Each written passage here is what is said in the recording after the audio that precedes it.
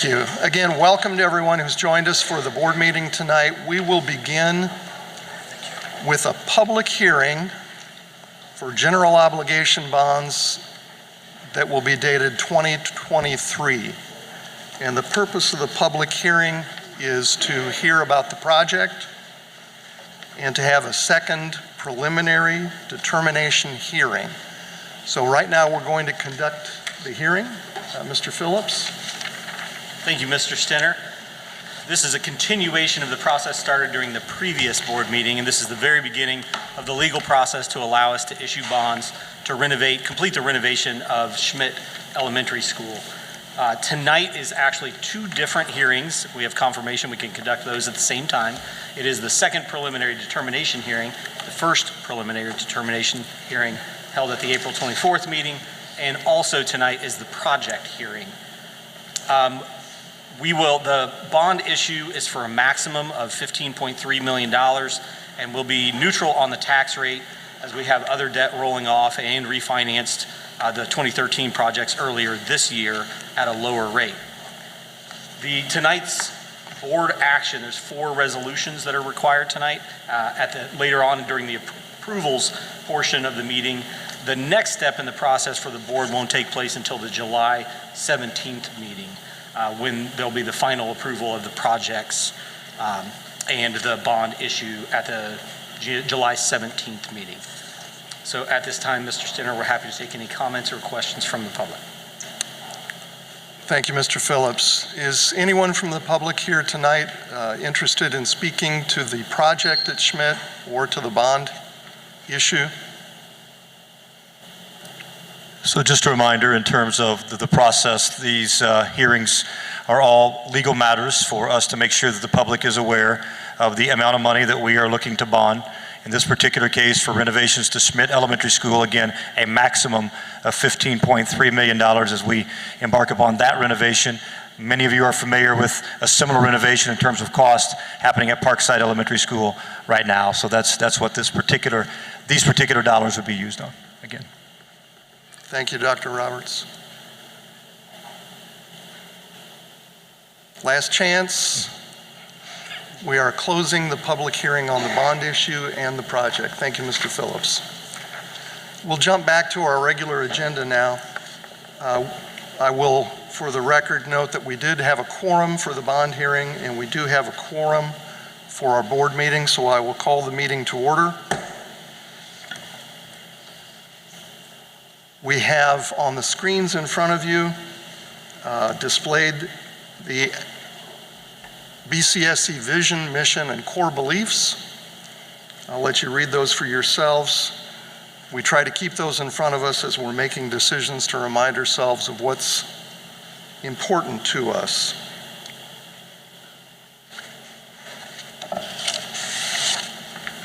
A great way to begin our meetings is with recognitions. Dr. Roberts, I know we have a number of recognitions to go through tonight. And I love the name Math Stangs. It's the first time I've seen that, maybe. Thank you, Mr. Stenner. Well, we do have a great group of individuals to recognize here this evening. The reason we are at Columbus North High School versus the terrace room at the administration building is we're here in order to accommodate this great group of people. We're going to start off with Southside Elementary Math Stangs. So, Mr. Bachmeyer, if you could come forward.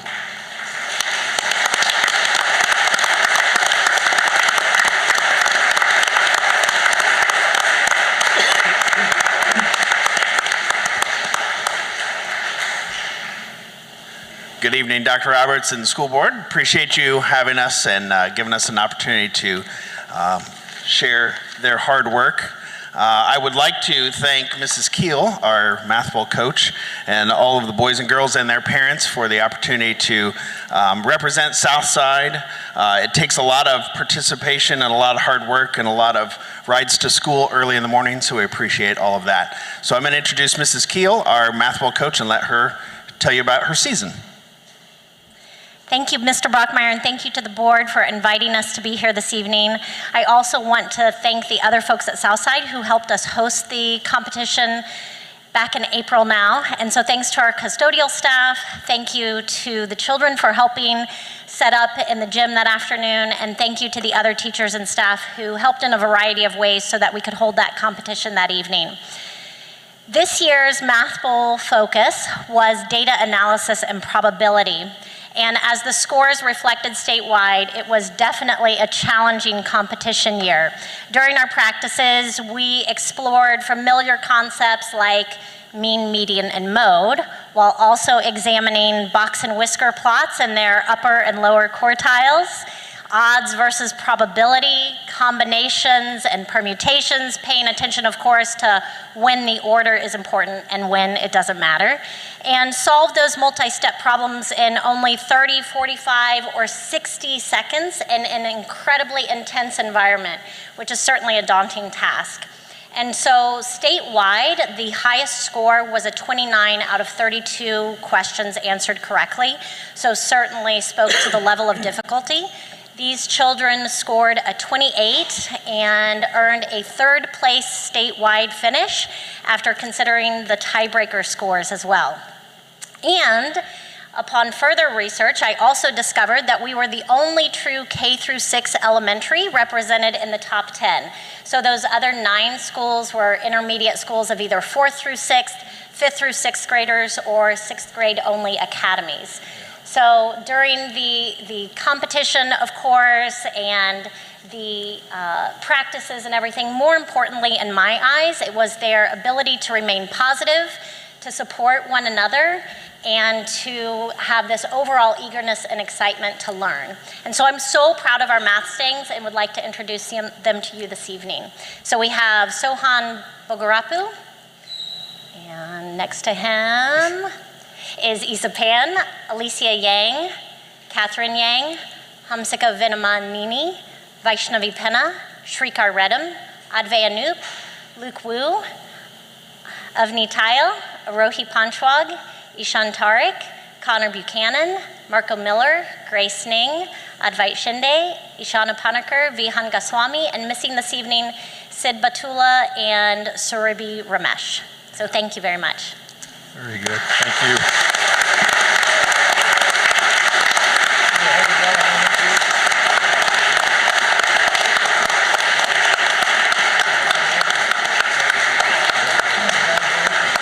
Good job, Matt. Congratulations. Thank you, Matt. Congratulations. Thank you for being on us. Congratulations. Thank you. Congratulations to Southside. Congratulations. Thank you for your hard work. Appreciate it very much. Congratulations. Thank you for all your hard work. Good job. I'm glad you're part of the team. Thank you. Congratulations on your scoring. Thanks for coming tonight. Nice to meet you. Thank you. Appreciate all your hard work. Thank you for Mrs. Keel.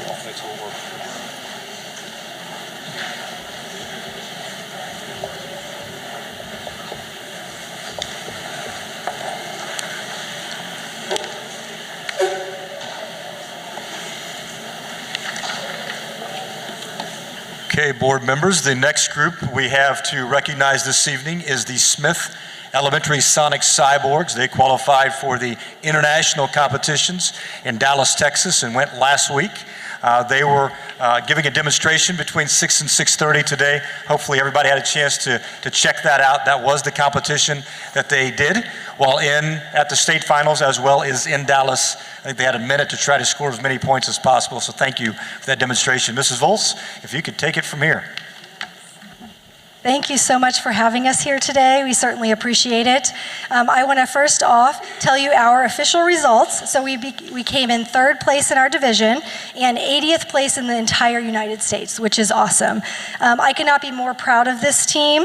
I want to take time to thank Dr. Hack, Dr. Roberts, our school board, and our community. This community showed up for its kids in so many ways. So many of the board members came and showed up for kids. We let kids know that you support them, yet again, like we always do. Our team felt the collective support. When we were in Dallas, we had multiple text messages, multiple Facebook messages in supporting us. So we're so excited that you were able to live that story with us. And now, Smith's Teacher of the Year, STEM teacher and VEX coach, Mrs. Haynes, had to add that in there, will introduce our team. Well, one thing about VEX is it's a student-run organization, so for me to introduce the students would actually go against all the tenets of VEX. But none of this would have been possible without amazing coaches that jumped in to help us and spent hours upon hours. Coach Kyle Widener, without him, we would not be where we are today. Coach Queershe, without her, I don't know that all the kids would be here with us today because we probably would have lost them in Dallas. And Coach Jennifer Roberts, who's not here today, isn't able to be with us without her. We just had wonderful support and wonderful wraparound from everybody. So I'm going to hand this now to Hannah.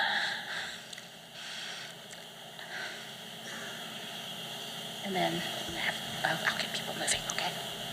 Hello, I'm Hannah. I'm in 6th grade. I'm a driver and I'm co-captain of this team. Next up is Michael. Hi, my name is Michael Isaac, and I'm a driver and a builder. Next is Colin. Hi, I'm Colin, and I'm in 5th grade, and I'm a driver, engineering notebook person, and next up is Samuel. My name is Samuel Schneider. I am lead on the notebook and the media specialist. And next up is Owen. Hi, I'm Owen Whitlock, and I am a engineering notebook person and a driver. And next up is Lily. Hi, my name is Lily Gagne. I'm a photographer. Wait, never mind. And a driver. Next up is Jaden. Hi, I am Jaden Roberts. I am in 6th grade, and I am a driver and a notebook keeper. And next up is Isaac. Hi, I'm Isaac. I am lead coder on the team. I am also a driver. And next is Dawson with our robot gears. Hi, my name is Dawson. Here in my hand is Gears, our robot. I'm a driver. I am co-captain and builder. That's awesome.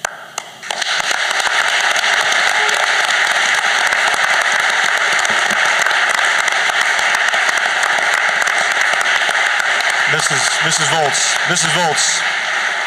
Mrs. Volz.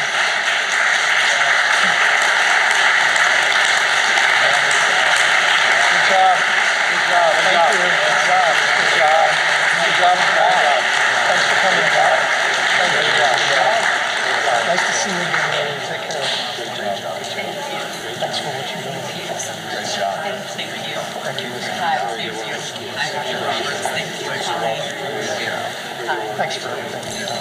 Thank you.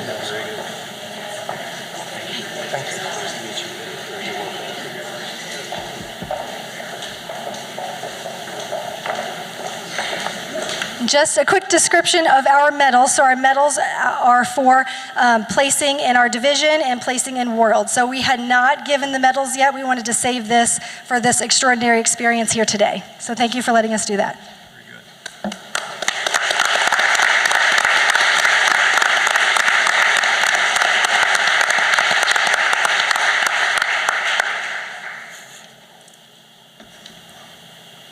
All right, well, staying on the academic trail in terms of success at all levels of competition, Central Middle School was an academic Super Bowl state finalist. So Mr. Payne, or let's see, coming forward.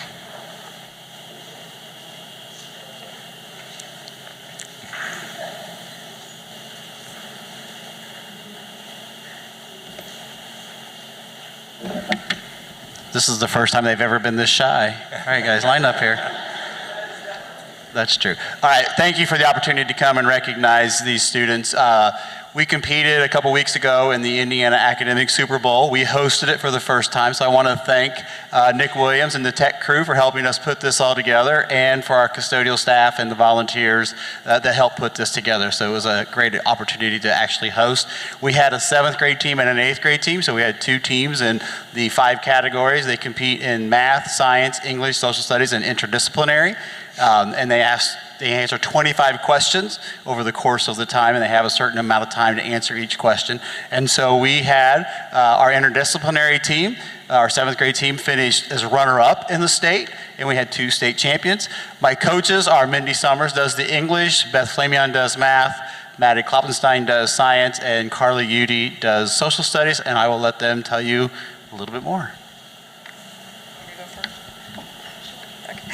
Yes, I was the coach of the social studies team. We actually came in first, won the state competition. It's the first time in Central's history that we have actually won the competition. We've come in the top 10 before, but never won it. So very proud of our 7th graders for winning.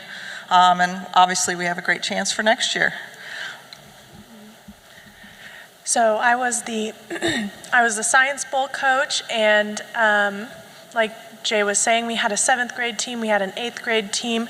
Our 7th grade team ended up finishing first in the state with a score of 22 out of 25 correct questions, which was pretty awesome. I'm a fairly new teacher, so this was our first major victory, which is very, very exciting. But we'll go ahead and let the kids introduce themselves. Just say your name and what team you're on.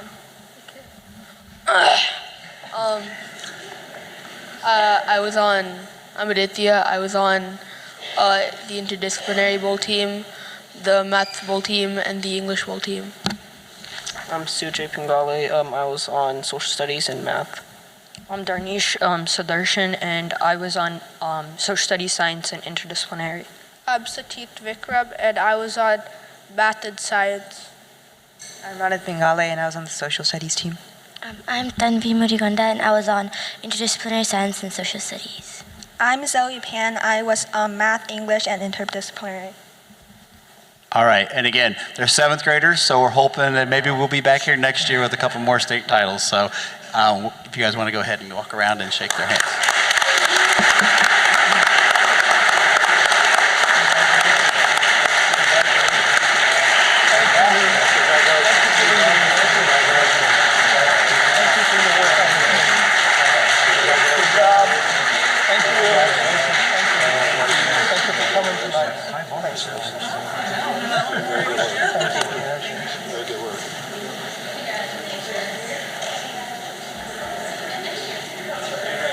I think the south side might be outside for a photo.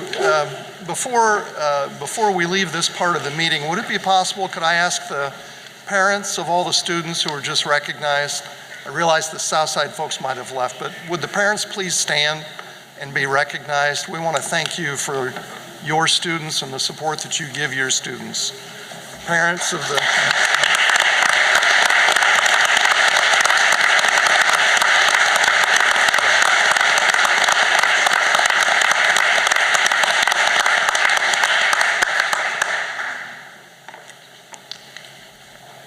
Okay, Mr. Stinner, we've taken some time to recognize students and the coaches and staff that work with them. We're now going to take a moment to recognize our 2023 BCSC retirees. So, Dr. Pleak. Good evening. Thank you for allowing us this opportunity to celebrate amazing employees that are retiring their careers with BCSC. At the beginning of this school year every year, we always start with our first recognition as our Teacher of the Year for BCSC. And as you've seen the last several meetings, we've had opportunities to celebrate a lot of great employees. We save this one as our last recognition one for the year. Our employees, I will let you know that we have 36 employees at this time that have submitted their retirement. And of those, 24 are classified and 12 are certified. And Mr. Burnett has a video that we are going to watch.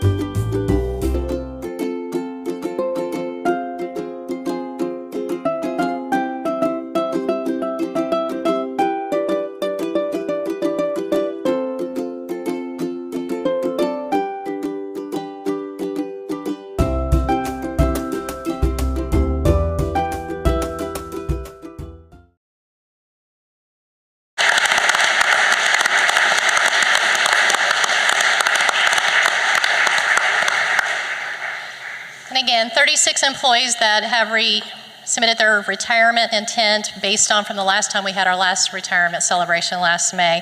So not all of them were in attendance, but I think it's still worth to call their name and say how many BCSC years of experience that they have. So at this time, when I call your name, please come up and we'll line up and then we'll be recognized by the board collectively at the end. We'll start with our classified staff members. Kathy Clubb, bus driver, 35 years.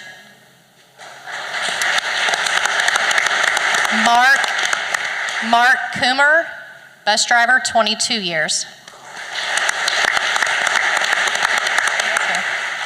Donnell Contrell, 36 years, custodial skills trade.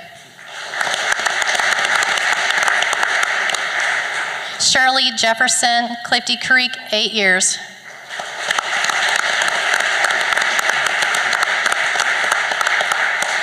Kathleen Melbert, Taylorsville, teacher assistant, 20 years.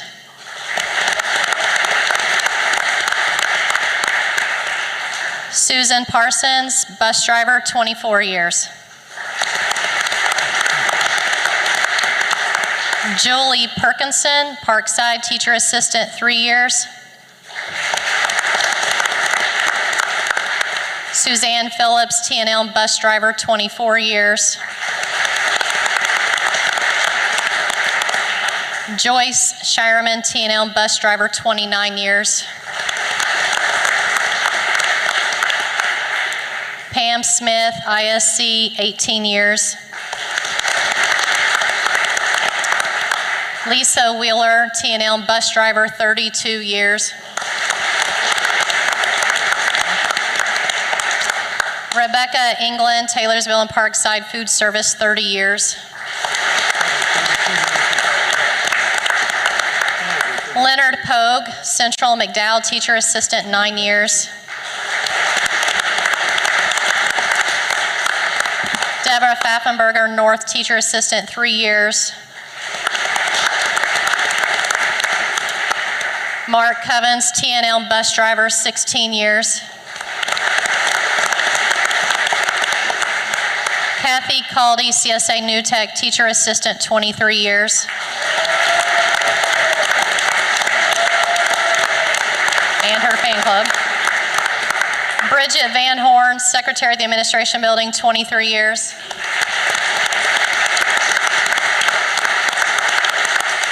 Deborah Acton Schmidt, teacher assistant, 23 years.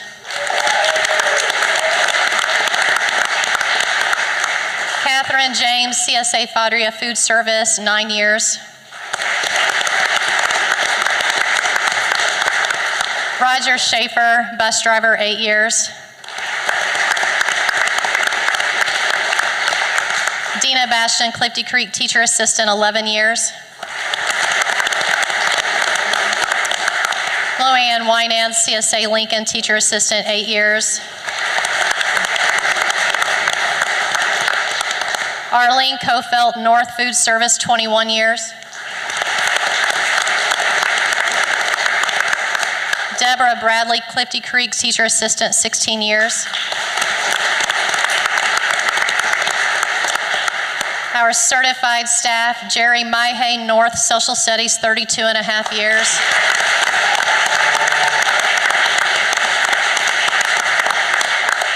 Kim Bockover Schmidt, special education, 36 years.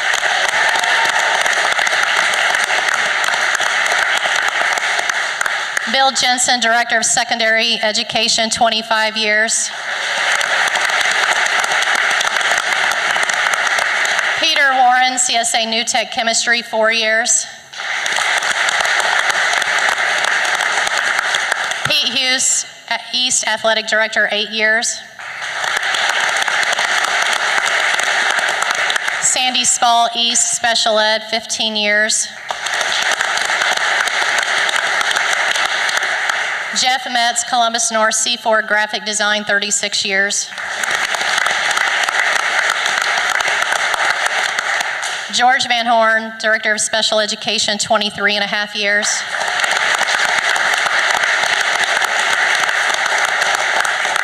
Michelle Blasdell, Southside kindergarten teacher, 27 years.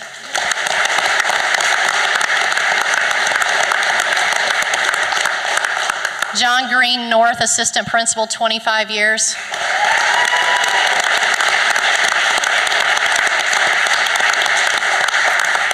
Pat Pemberton North, guidance director, 11 years. And Betty Richardson North, math, 19 and a half years.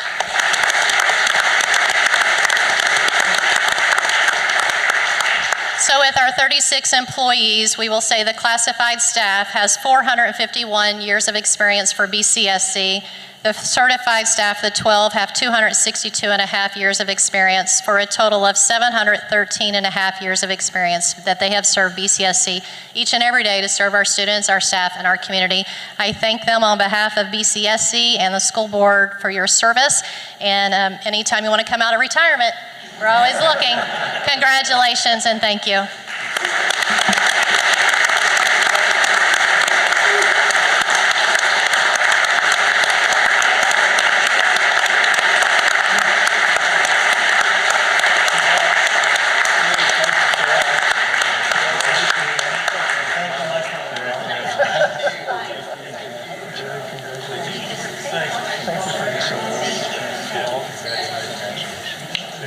Thanks for coming tonight. I have one there. Oh, yes. Thank you so much. Congratulations. Congratulations. Thanks for coming tonight. Thank you. Thanks for coming tonight. Thank you so much. The only problem coming out of retirement is getting up at 4:30. No, it isn't. That's no small problem. Thank you. Thanks for coming tonight. You're right at home here, right? Good. Thanks for coming tonight. Congratulations. Thank you.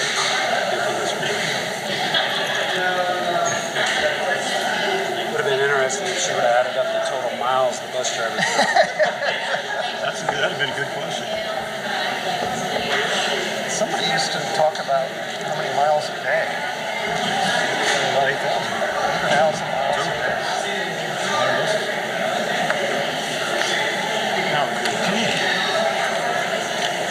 Presentation time. I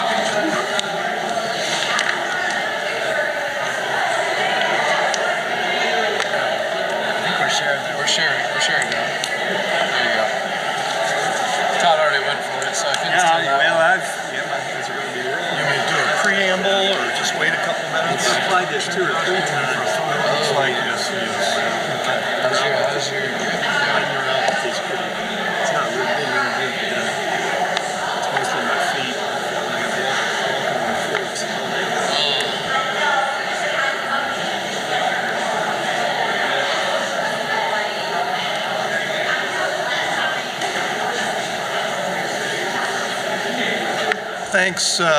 Thanks to everyone for their participation in the recognition part of the meeting.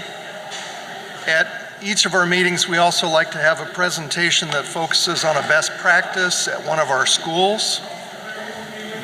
Dr. Roberts, could you introduce the best practice tonight, please? Okay, Mr. Stinner. So tonight's best practice is Northside Middle School, and we have Principal Evan Burton and Assistant Principal Monica Notestein here to present information for us.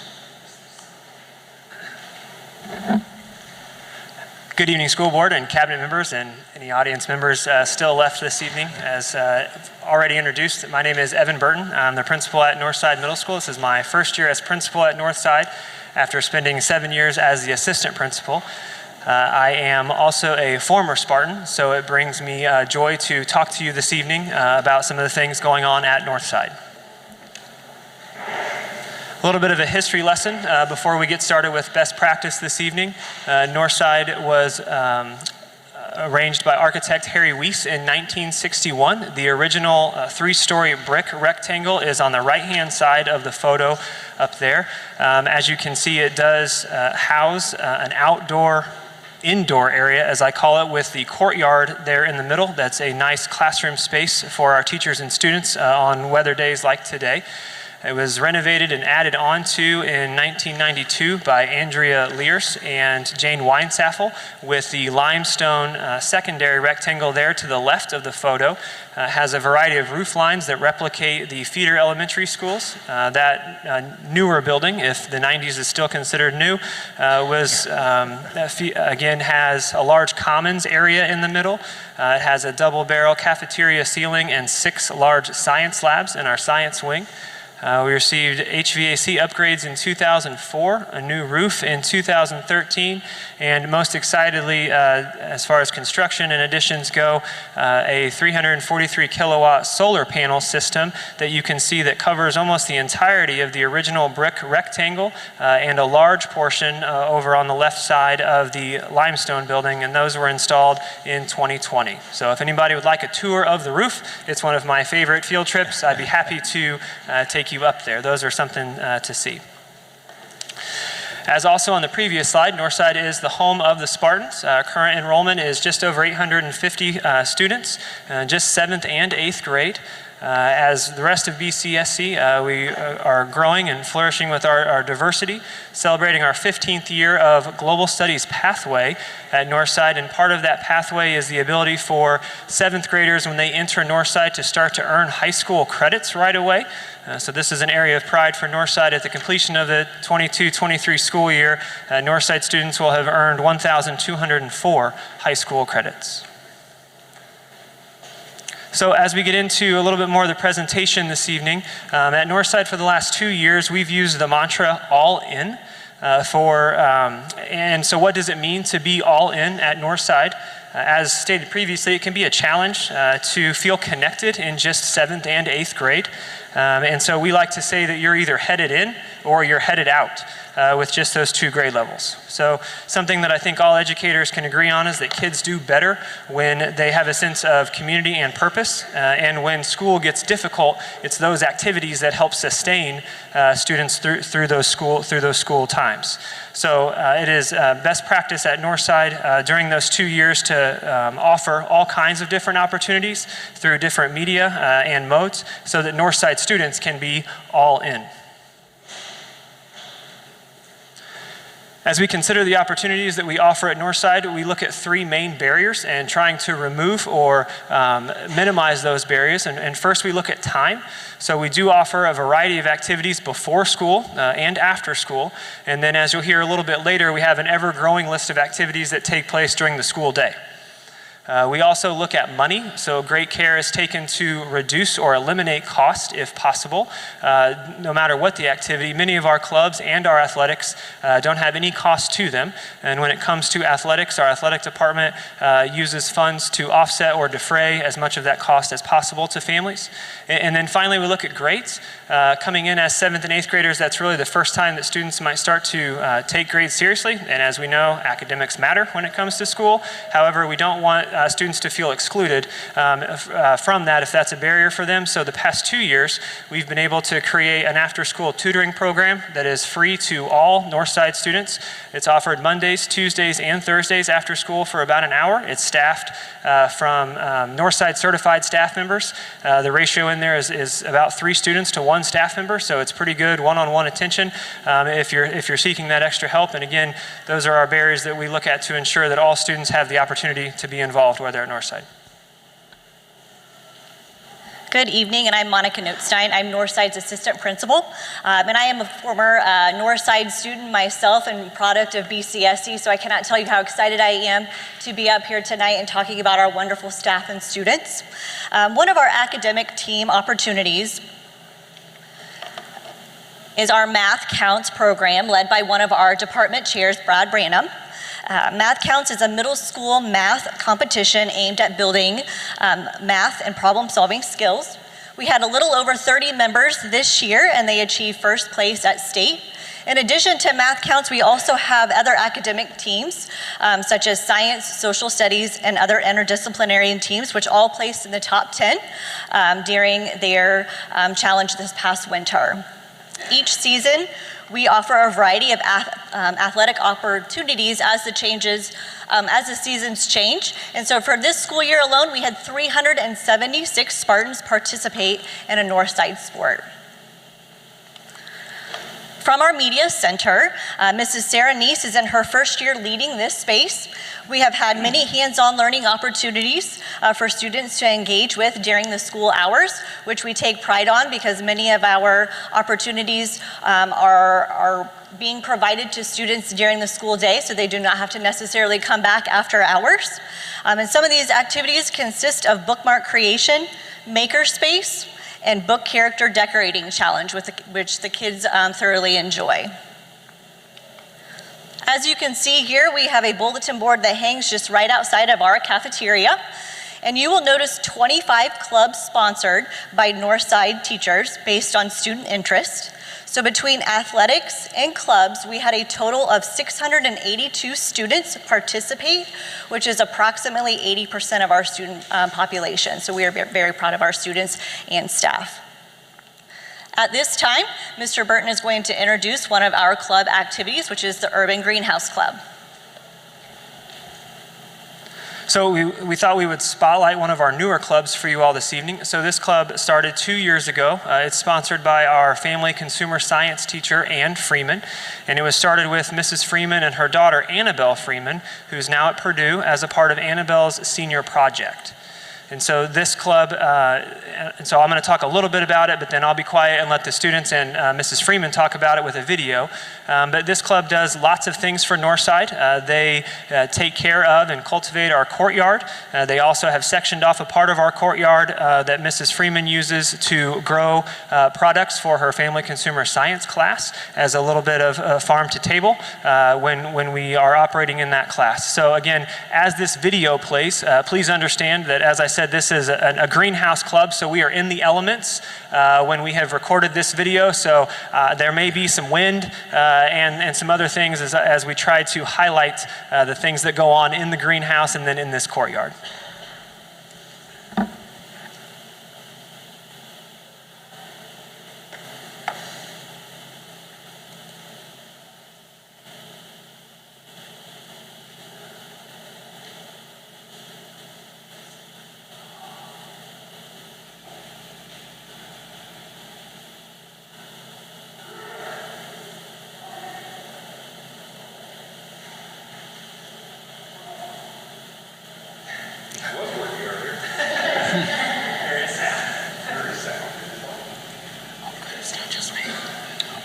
I was concerned.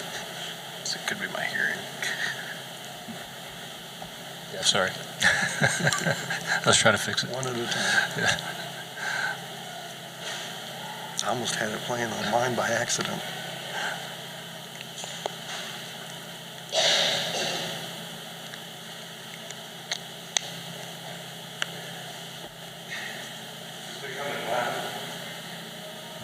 Coming in hot. It was established in 2020 by Annabelle Frank, which is our FACS teacher. And I'm the sponsor of the greenhouse. I'm going to let our wonderful students tell you what happens in this amazing club. This is our urban greenhouse. It was established in 2020 by Annabelle Frank, which is our FACS teacher's daughter. And all these plants that we grow here, we grow plants from produce all the way to herbs. All go to our FACS class. We use them and they're all fresh and all watered very nicely, and all the soil is very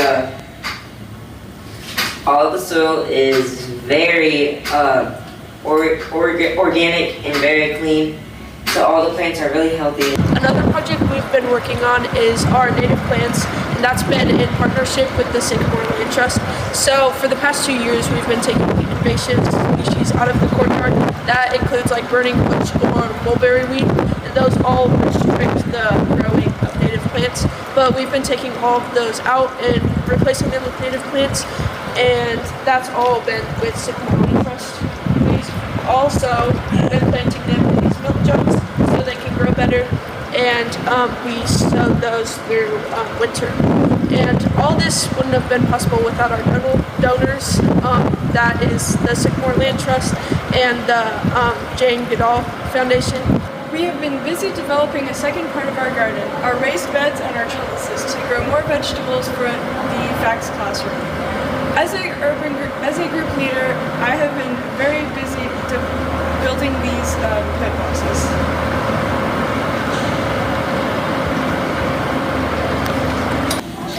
NMS Greenhouse is a wonderful nurturing environment that I'm very proud to be part of. The kids learn a lot of real-life world skills, and I'd like to thank all our donors that have made this project possible.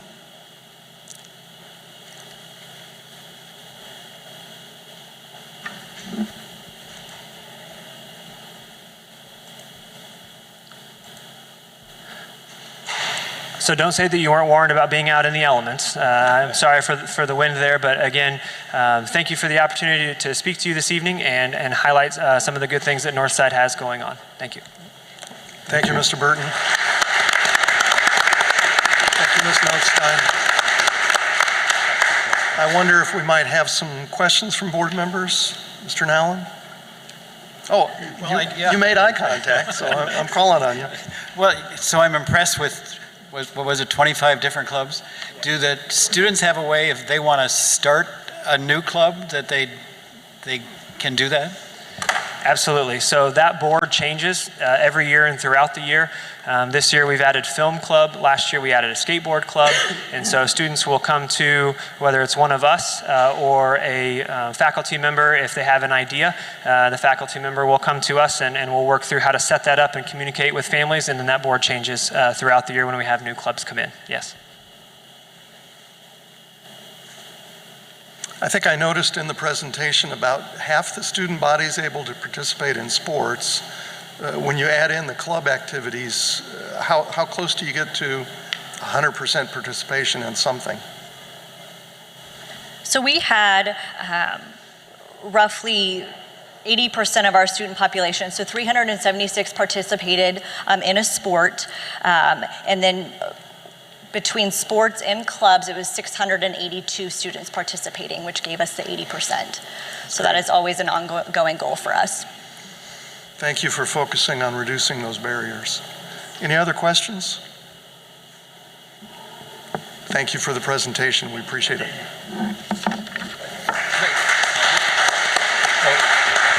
Mr. Nowlin has a question. Mr. Burton. I just wanted, not a question, but I wanted to just add that I want to thank both of you for coming back to BCSC. Oh, nice.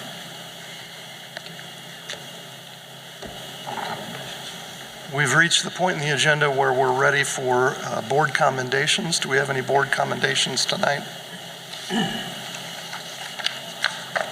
Are we starting with me again? Okay. I actually was going to mention one of these last time and I didn't, but in the past month, both East and North put on outstanding theater productions. East Theater Department put on the play Beyond Juliet, and the North Drama Club put on the play Tinkerbell, and there was a tremendous amount of talent on the stage at both schools and a lot of appreciation in the audiences. Also, Columbus North had 2 academic teams qualify for the state finals. They competed in the state finals this past Saturday at Purdue University. The North Science team, and I apologize for mispronouncing names before I start. The North Science team of Pritham Yuragudi, Grace Huang, Adrian Perez, Michael Crossman, and HP Davagupta finished 5th in the state, and their coach is John Murphy. And the math team led from start to finish and defended their state title, so it's their 2nd year in a row that they won the state.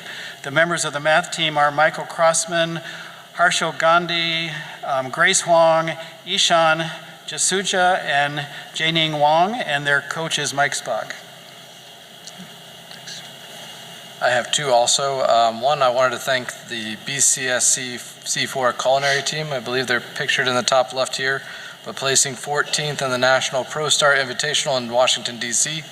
Based on my information, this is the highest finish for any Indiana team, so they not only represented BCSC well, but also all the Hoosiers across our state. The second was Operation Safe Prom and the coordinators therein. I did a little bit of research just to understand this, but according to the National Highway Traffic Association, approximately 1,100 students pass away due to prom-related deaths every year.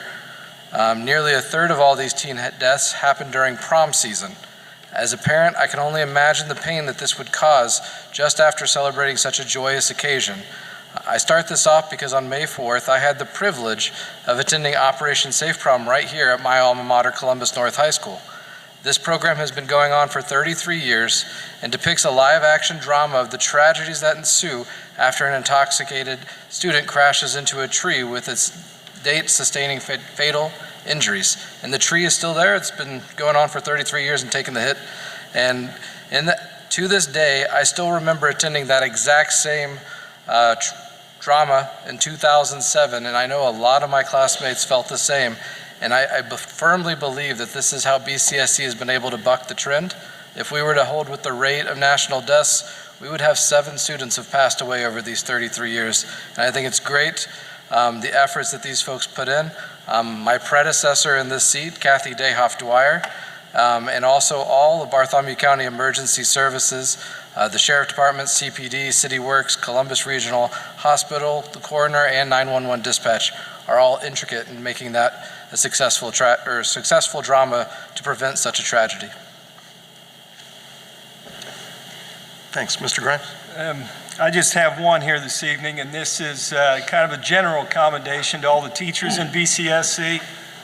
May is kind of loosely designated as National Teacher Month, and some districts across the U.S. celebrated Teacher Appreciation Week last week, some this week, some a little bit of both.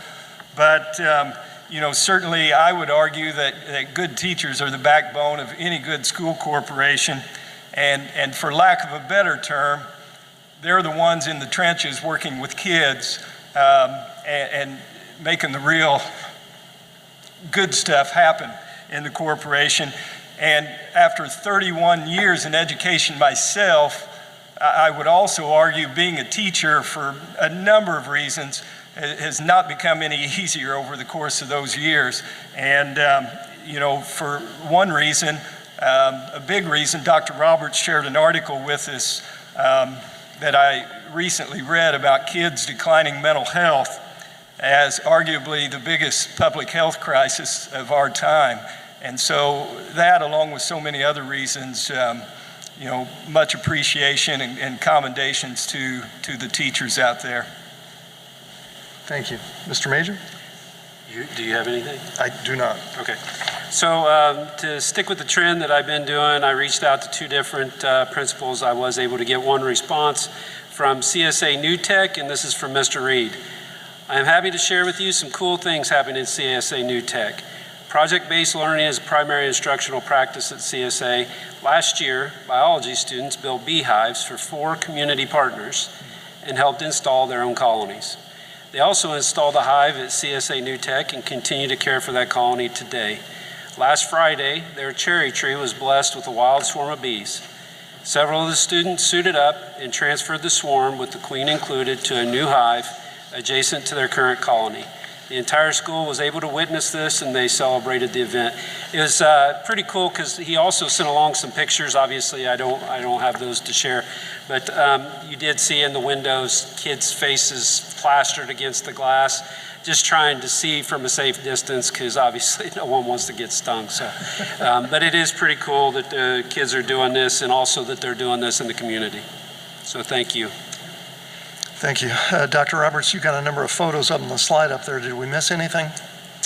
I don't think so. It is Teacher Appreciation Week. Last week was I think it was Monday, was Principal's Day.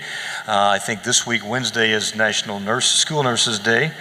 There's a variety of days recognizing educators from last week to this week, but this is the week that we are specifically focusing on trying to celebrate all educators. And we do mention that, Mr. Stinner. I'm glad you've asked about that. Is that it says national teachers or principals or whatever the case might be. We have 2,000 staff members, and we consider each of them as educators because of the impact they have on our students each day. So from the bus drivers, custodians, food service workers, teachers in the classroom, whoever that might be, a lot of impact happening each day with those educators. Thank you. Very good. We also have time this evening for school board member reports. Any school board members? I'll go ahead and start. That way we'll just kind of typewriter this back to Dale. So The Health Trust did meet on the 26th. We talked a lot about enrollment and costs that were really steady over the last year. We celebrated Mr. Green's retirement with some brownies and appreciated his 21 years on the trust. We talked about reviewing bylaws in the future and backfill processes for committee leadership. We also talked about investigating, possibly even expanding the committee so that we have a lot more people to have more experience over time with this trust. We felt that that would help with building learning, retaining members. We talked about future benefits that we're considering. We talked about changes in the clinic when it moves to Nexus Park in the future, and how we hope to be able to provide more openings if we can. So good things coming from the Health Trust. It was really positive for me to hear, especially that enrollment and costs were steady, knowing that costs are kind of increasing in several areas. So that, and thank you to Mr. Green. I don't think he's here now, but thank you for the 21 years. Is a long time. So Thank you, Mr. Major. Mr. Grimes? Yeah, the school foundation will meet tomorrow, but some other news from the school foundation. Last Saturday, I guess April 29th, we held a 5K at Southside, and were able to present Mr. Darren Johnson, 35-year teacher, current C4 architecture teacher, with the Grimes Wallace Out of the Box Teaching Award. And that was our third annual, and we hope to have many more of those. Legislative report, all 48 bills that the School Boards Association tracked over the course of the last 1.5 weeks of this long session became law, and 12 of them were still on the docket on the final day. The House wrapped up, I believe, about 2 a.m. on Saturday morning, and the Senate wrapped up a little after 3 a.m. that morning. And so lots of last-second modifications to the state budget as well. All kinds of legislation of note, some to do with textbook fees, FAFSA, financial responsibility class to be added to the high school curriculum, to high school career development. The list kind of goes on. And so I believe myself and maybe 3 other board members and Dr. Roberts will attend the Region 10 School Board Association meeting Wednesday evening in Seymour, and I'm sure we will learn a lot more details about the budget, the bills, and an update on some of the court cases that will affect some of our decisions moving forward. And then lastly, the meeting agenda subcommittee, we plan to, the next meeting, have our recommendations before the board as, I guess you could say, a first reading to be acted upon in July. And so we certainly have agreed to and have come up with some meeting idea suggestions to consider moving forward. Thank you. Thank you, Mr. Grimes. Mr. Schultz? Nothing covered. CICC meets tomorrow, or Wednesday in the morning, and like Mr. Grimes, attending the ISBA functions. Great, thank you. Mr. Nowlin? Yes, the Council for Youth Development and the Indiana Youth Institute held a joint session out at the Columbus Learning Center on May 4th, last week. BCSC was well represented.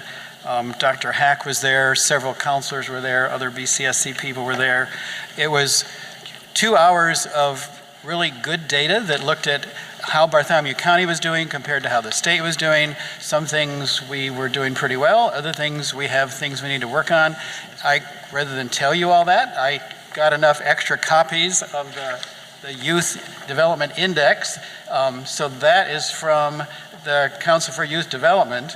And then up in the corner, I wrote the Indiana Youth Institute. It's pretty easy web address, iyy.org, but when you don't have 62 pages of policies to look at, it's a great website to go through, and there's a general data section, and then there's also a page for each county that you can really dig in and look at data for Bartholomew County and how we compare to the state.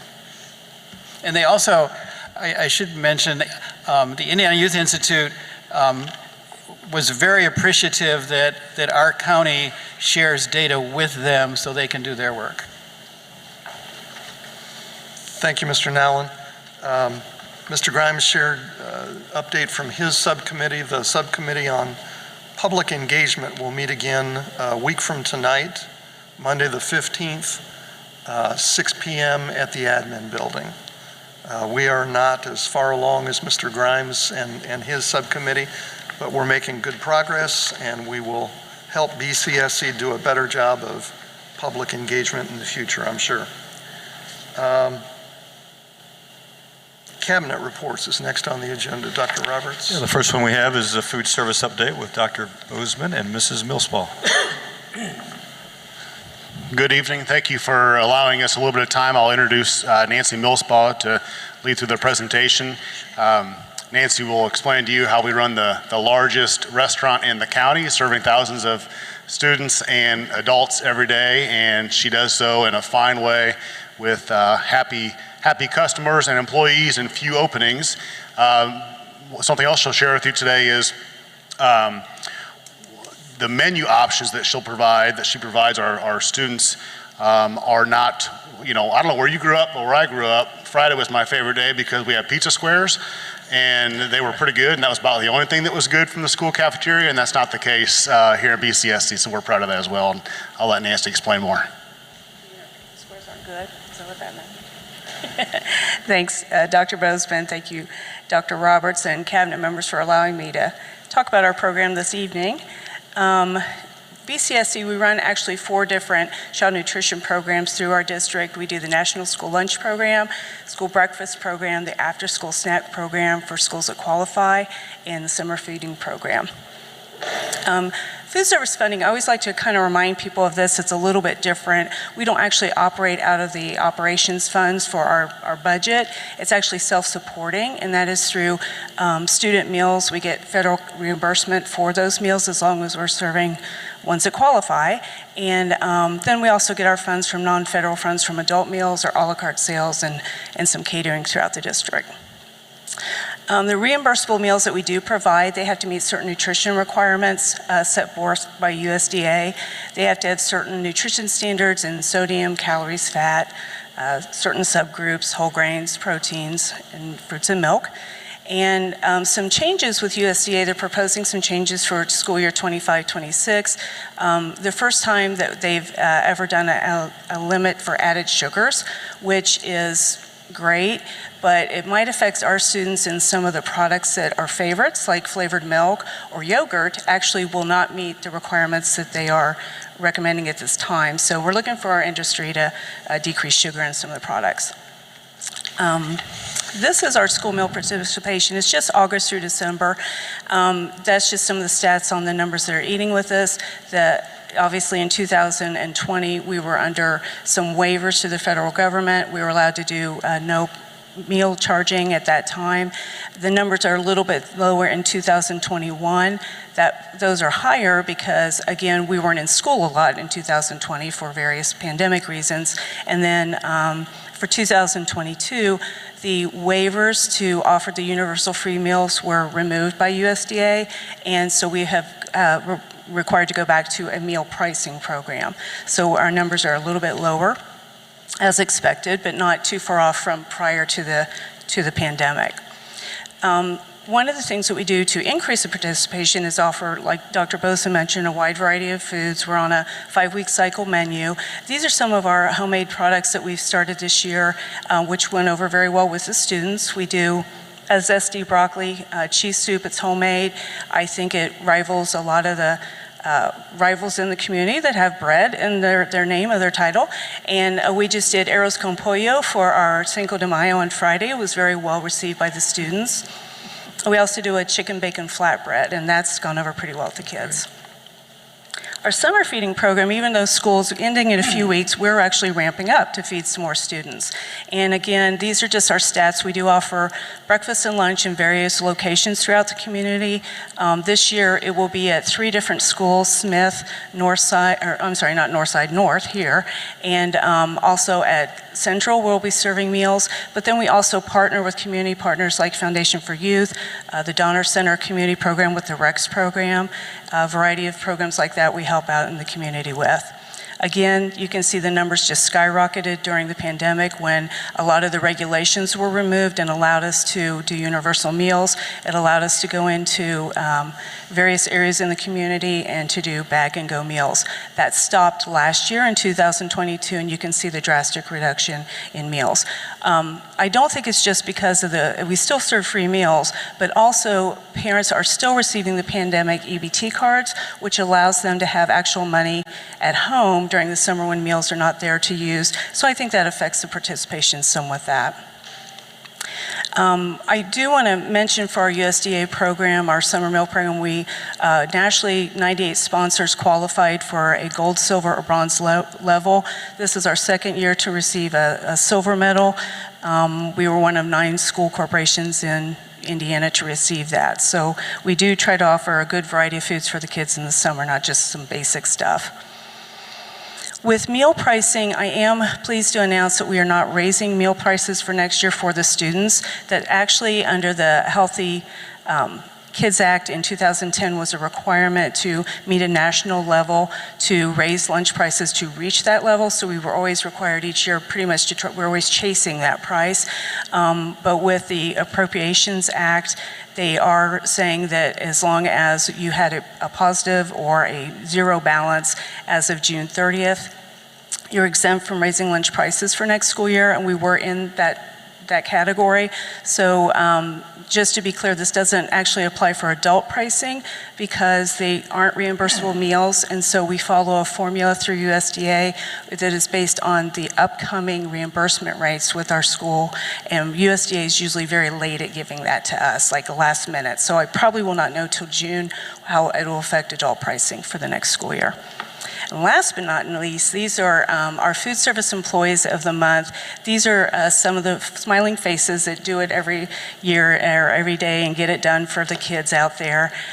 We're really proud of all these folks. They make my job so much easier, and they're just part of the, a larger group of employees at BCSC that make this place a great place to work and a great place for our kids every day.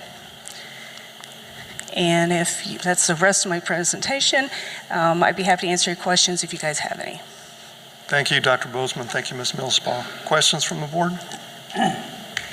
The only question I have is recently the United Way did a large countywide food drive to support Love Chapel Salvation Army and Community Center of Hope, and there were numerous companies in the community that supported that. They were predicting that there would be more need in the food pantries. Are we seeing something similar? I know we had 20, 21, and 22. Do we have an estimate what we think this year is? Do we see that there's still a need for, or I know there's a need, but a large need for summer breakfast and lunch? I think there is the need out there. I think where we run into a problem is with some of the regulations that are in place. There are restrictions on where we can offer the meals to and how we offer them. Like we have had to go back to the congregate meal setting, so we can't just give you a bag where you can take and eat it off site. That really restricts people. People have to load up their kids and come to you, and they're not really as willing to do that in the summer. If I've got 6 kids to put in the car, I don't know if I'm making it down to Smith to eat lunch today, So I think those are some of the restrictions. I think the need is definitely still out there. But I think, again, the PEBT cards that go out in the summer, there will be a summer issuance of those, and that puts the money directly in the family's hands that they can go to the grocery store and have the food at home when they can't make it out to us too. So we're not seeing that group of people. Thank you. Mm-hmm. Where are some of those congregate sites that you mentioned? Well, any place that we are offering the meals program this year, it has to be a congregate site. So it's going to be North High School. As far as our schools, it would be North, Smith, and Central. And then the Donner Park, their shelter house is one. Also, Heritage Heights, Candlelight is also a spot. Our new one for this year is Ashford Park Apartments. And then we'll also have sites that will be open at some of the title schools during the week before school starts, ramp up week, to get kids in there. Mr. Schultz. My bad. One of my questions was, and it sounds like you already heard Heritage Heights, so what are the targeted efforts to make sure that this is available and visible to the Title I communities like Taylorsville, where not only are we have a remote issue where public transportation doesn't get you into the city, but also a majority of a language barrier as well? The advertisements that we put out are in Spanish and in English that we have available for flyers for the students. Josh helps us to post that on the website and gets it out. I'm hoping through Parent Square, those type of opportunities that we advertise anything else to BCSC. It's also on the major radio stations. We send the media release to them, and also in the Republic, it'll be posted soon. Appreciate it. Mr. Grimes? I've got an absolutely goofy question. So, I noticed the new entrees, and I think I remember last year pot stickers being introduced. Have those hung on? Yes, those are still on. We've had some issues with supply chain. It doesn't end for us because there's only so many schools and only so many foods that qualify for the schools. And so, it's kind of a first come, first serve. But yeah, those go over very well. And we like those because you can serve different sauces with them. So you might go hot with General So, or you might go sweet and sour, those type of things. And kids tend to like it. I like it. So I'd encourage you to come try them when we have them. Thank you. Other questions? I did have one more about the 10 cent a year raise that we got so used to over the last few years. And I think you said it was a balance as of the end of June 30 last year that allowed us to not increase prices this time. With this new Appropriation Act that went through. I don't know if that'll always be, but. Okay, with the new act. Where will our balance be on June 30 of this year, 2023? That's yet to be determined. I will know on June 30th. Okay. But we're all right, yeah. Good. Yeah. Thank you for your management. Yeah. Any other questions? Thank you for that report. Mr. Phillips, I think you're next with metrics tracking our spending of the 2020 referendum funding. Is that correct? Yes, thank you, Mr. Stenner. We like to bring this in front of you once per year and the public as well. Give you a brief history lesson if you haven't been around for a long time or if you've forgotten. In 2019, the fall of 2019, the board voted to put forth a property tax operating referendum for approval for the public. That finally then, of course, in the winter of 2019-20, there was an interruption to that. So the election actually got moved back to June of 2020, and 61.2, I believe, % of voters approved a 15.6-cent increase on the property tax rate for very specific purposes. We don't want to go by law, and that referendum, voters approved an 8-year referendum. So we can collect those started collecting those in 2021, and we'll collect them through 2028. Those are the 8 years of the operating referendum.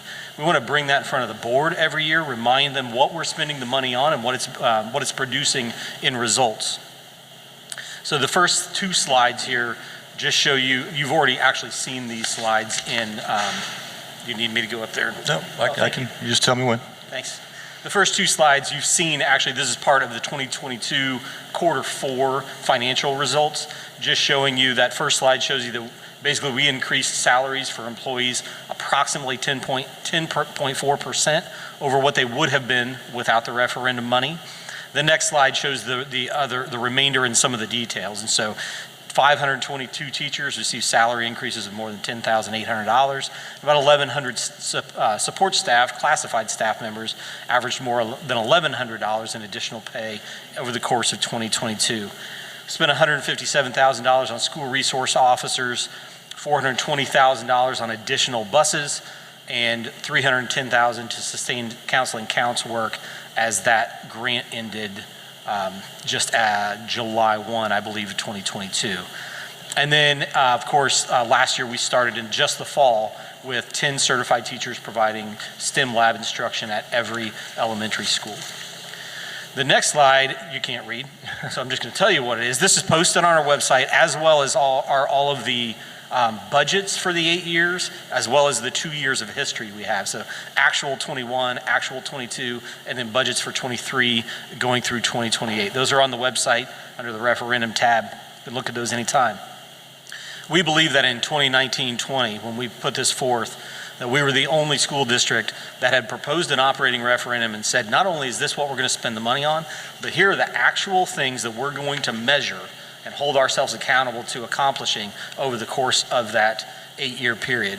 We put those out before the referendum started, and then we come back approximately the May meeting each year and just remind you of where our progress has developed on each of these goals and targets. So the first one, and where the most money is going towards teacher retention, in 2022-23, we are just under our goal of 90% retention of teachers, 89, which is still better than where we were in 19-20 when we were at 87%. And that's, of course, going to fluctuate. We're hoping tonight we only had, 12 certified staff members that were retiring. So we're hoping that next year and only 8 of those were classroom teachers. The others were not classroom teachers. So the next slide, and I'll ask for questions at the end as well, but I probably won't be able to answer them. The rest of the others in the room will be. The next slide is mental health, and this was taking over basically the funding of the Counseling Counts grant. We were able to have a huge increase. Our target was to increase the number of mental health providers in our schools from 7 to 10. And because of partnerships with Centerstone and Family Services and others, we were able to immediately jump that in 21-22 to 32 mental health providers. That's everyone from certified therapists to what we call family support specialists, or bachelor's degree level help. And they are all none of those are BCSC employees. They're all contracted through our community partners. We're still at 32 positions now, but 2 of those are unfilled, as those community partners struggle with supply issues as well in the labor market. Next, this one is social emotional learning, and we continue to increase the number of teachers who are trained in developmental assets and social emotional learning. The next slide is transportation, and we have managed to decrease the number of buses in our district that are 12 years or older down to 12 now, and should eliminate that within the next year or 2 and be at 0 buses that are 12 years or older. The next one also related to when we put this operating referendum forward, filling bus driver positions was one of the most difficult challenges we were facing coming out of the pandemic. And I did notice the large number of bus drivers that were named tonight during the retirement portion of the evening. So I'm Dr. Bozeman. Don't throw anything at me. We're putting this on the screen. We have no openings for bus drivers right now. So tomorrow there's going to be 3 people I know that are going to leave. But as of right now, we are an anomaly in the state when it comes to the way we're able to retain and recruit new bus drivers right now. And then the last slide is the only metric that we added after the referendum, when we added STEM labs, 50% funded by referendum dollars and 50% of the cost of that funded by TIF dollars. And we anticipate fully that the remainder of the referendum period will be able to fund those 100% of students having weekly STEM lab activities with a certified teacher. We're happy to take any questions. Again, just want to bring this in front of you at least once a year and review our results and our spend. Thank you, Mr. Phillips. We appreciate the annual update. Any questions about the metrics, how we're doing, how we're spending the money? Sure, Mr. Schultz. A couple questions, and I know we talked earlier. One, I really appreciate the format, the clear goals, the timing. It's very, very helpful to understand, and that's publicly posted. If we can go back to the teacher, the first slide that kind of talked about salary increases, the average salary there. Can you explain to me how the $10,880 is received by the teacher, and what stipulations, or if any, on the payment there are? Sure, great question. We, at year 5, after your 5th year in the district, we provide a $5,000 salary increase as a retention incentive. After your 10th year of service, that goes to $10,000. After your 15th year, that goes to $15,000, up to a maximum which is collectively bargained. This is the only portion of the agreement that is actually collectively bargained with the Teachers Association every year or two, we hope. And so there is a maximum level. So if a teacher is already at the top of the scale on their conventional salary portion, and the $15,000 would put them over the whatever we set the cap at, which for this year is $90,000. Then the referendum portion is reduced to max out. We pay that out every other week, just like on regular payroll. It's not a stipend that only comes once a year. Gotcha.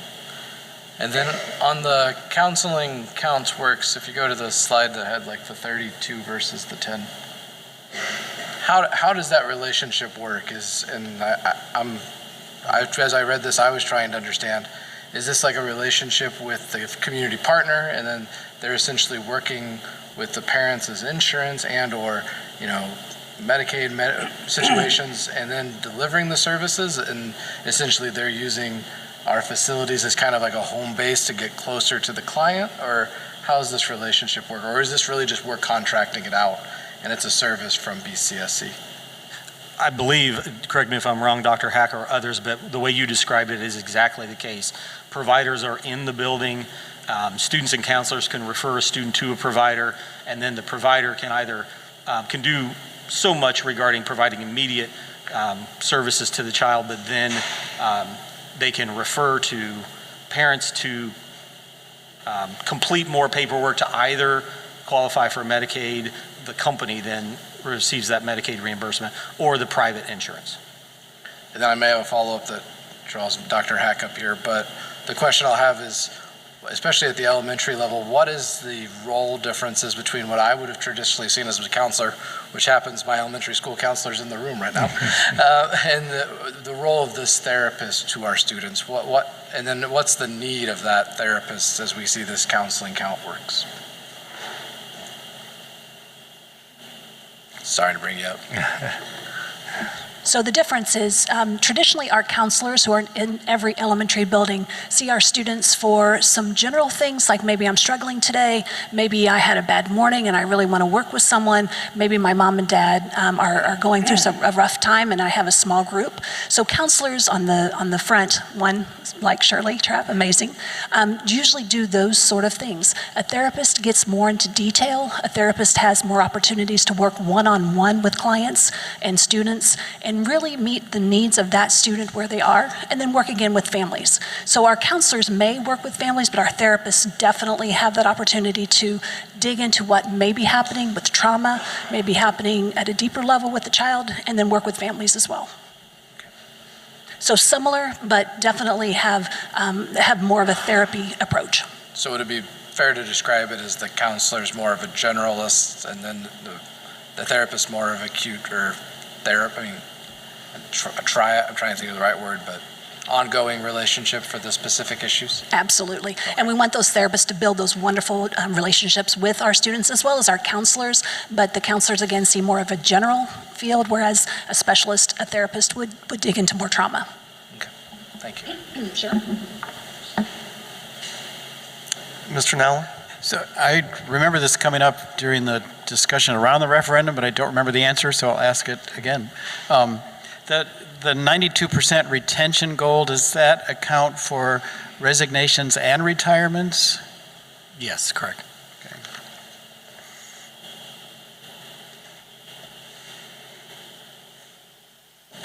Thank you, Mr. Phillips. That completes the reports tonight. Real quick, Mr. no, Major. I didn't know if they were all done down there. The biggest question I had on number 2 was with the target of 10, but we're utilizing 30, should we adjust the target? It seems like we're not going to go to 30 for no reason. There's a reason, right? So it feels like there's probably the need. The next question is 30 the right number? Does it need to be 37? Does it need to be 52? I made just some real quick things here.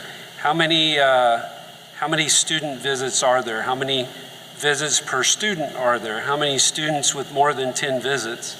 These kind of things help us understand how big the problem is and how continuous the problem is. And it helps us understand what more needs we need to direct towards this issue. I know we've talked about mental health earlier. Dr. Roberts shared an article with us. So, I mean, there's any of us that have kids have probably seen it or felt it. You know, I had a kid I talked about that Mr. Edwards helped with a couple of years ago that was cutting his arms. So, I mean, I think we've all seen these things. I think we've heard the stories. What do we really need to do to protect the community? Yeah, so I'll answer two pieces to that, Mr. Major. One, in terms of resetting that goal, I agree. That we got to 10 obviously very quickly because of the grant that we had that came in from the Eli Lilly endowment. And so that allowed us to get there. So resetting that goal based upon need is going to be critical. In terms of exactly how many we need more than that. We're trying to identify that. I see a couple of people here in the front who we have the Mental Health Matters, that effort that is going on in the community. We just had a kickoff event a couple of weeks ago. And so from both a youth and adult standpoint within the community, we're trying to understand what that need looks like. And similar to how ASAP was developed to help with some of the substance misuse issues that we had in the community, this group is trying to figure that out from both a youth and adult standpoint, and will help us identify those numbers. And then the last one, being an engineer, I'd miss out if I didn't ask about goal number 6. Especially having seen some of the excellent work that was presented earlier tonight with the different groups that came in that had performed very well at the state level from a math and science standpoint. We've got a unique opportunity with the companies that are here in the community. There's a lot of manufacturing that takes place. All the manufacturing requires problem solving. And so I guess my question here is what are we missing and what else do we need with respect to building STEM community here in Columbus that is unrivaled in the state? And I will use an example of my nieces and nephews that live in Snohomish, Washington. Their high school is one of the top high schools for robotics in the world. And so how do we get to be, we've already got a good start. We've seen it with the kids that were here tonight. But how do we get to be number 1 in the state and then work towards number 1 in the U.S.? What's the gap? What else do we need? Well, I don't have an immediate answer in terms of exactly what the gap would be. We'd have to have those measurements in place to understand how we identify as number 1 right now.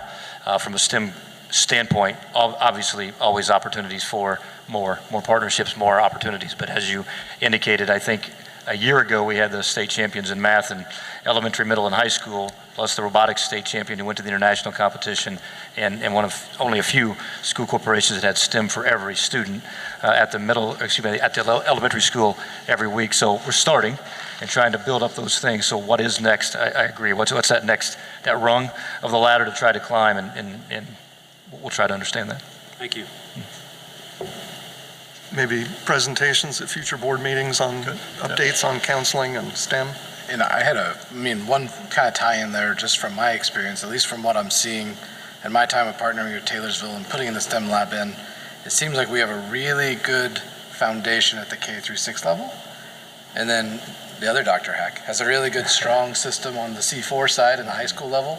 It does feel like that middle school level has opportunity.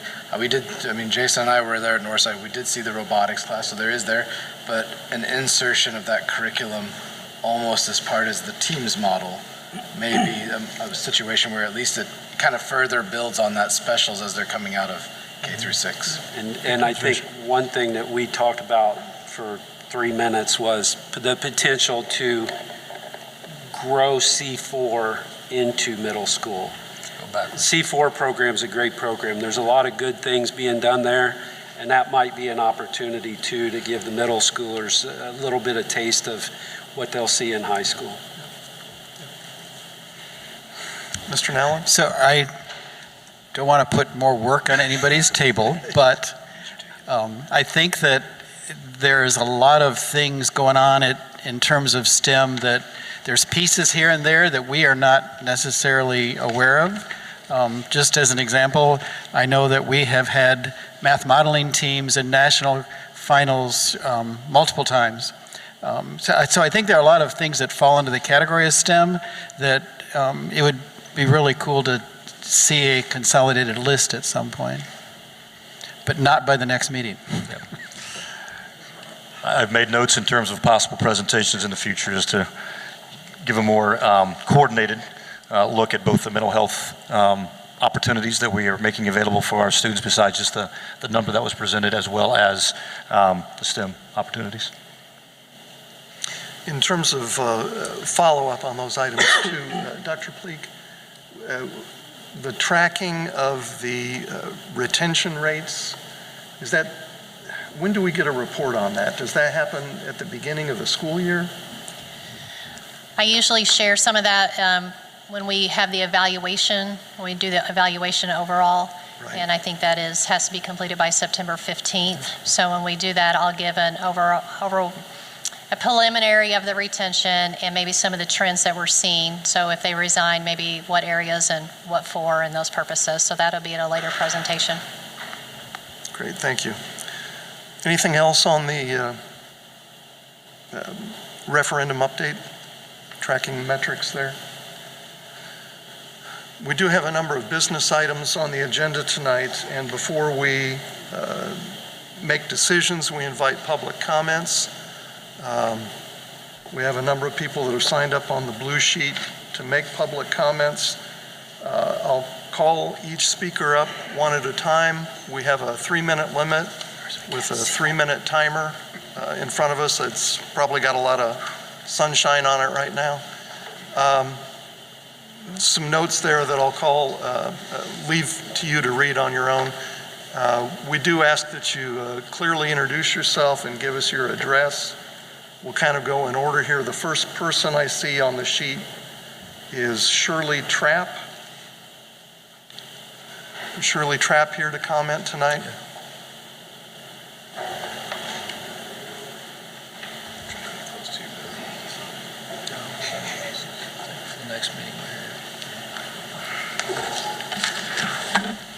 Good evening.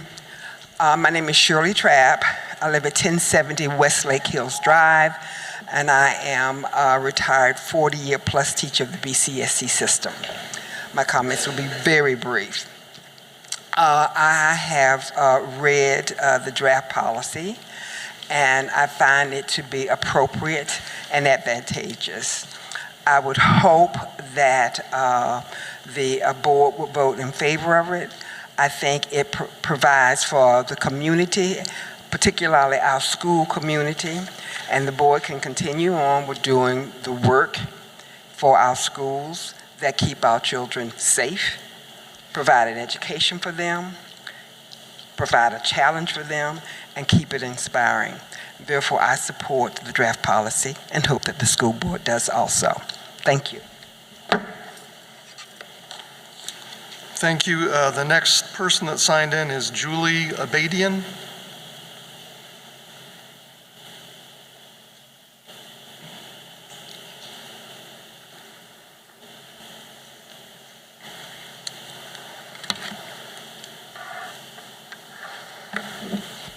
Good evening. Hi. My name's Julie Abadian. I live at 1048 Lapwing Court. I and my husband are parents of 5 kids who attended and graduated from BCSC schools. Each of those 5 kids had very, very different needs. They had different strengths, different challenges, but they were all ultimately very successful, in large part because of the education that they got in BCSC. We've got one physicist, one geneticist, one engineer, one salesman, and one investment banker. And all of these kids, as I said, they had different needs, different strengths, different challenges. 3 of our kids, I call them kids, were my husband's, or are my husband's nieces and nephews. And they arrived in this country not knowing any English at all. They had very challenging circumstances. And what we found here at BCSC was everything that they needed. And even though all their needs were very different, we found that BCSC was able to adapt to what they needed. All of their teachers were very tuned in to what they needed. And even when they didn't have maybe even at the beginning when the system didn't have what especially our immigrant kids needed, the system adapted. And I have so much confidence and respect for BCSC teachers and administrators, and I know that they have, and I've witnessed how they have continued to evolve over the years, and I know that they will continue to evolve to meet the kids' needs and to always have the kids' needs at the forefront of their decisions. So I am here tonight to speak in support of the policy recommendations. I've read through all of the recommendations, and I believe, just like they always have in the experience that we've had in BCSC, these recommendations will enable the school system to continue to evolve to meet the kids' needs, and will enable the teachers to do what they do best, which is to teach our kids and meet their educational needs. Thank you. Thank you. The next speaker I have signed up is Tony Plattner.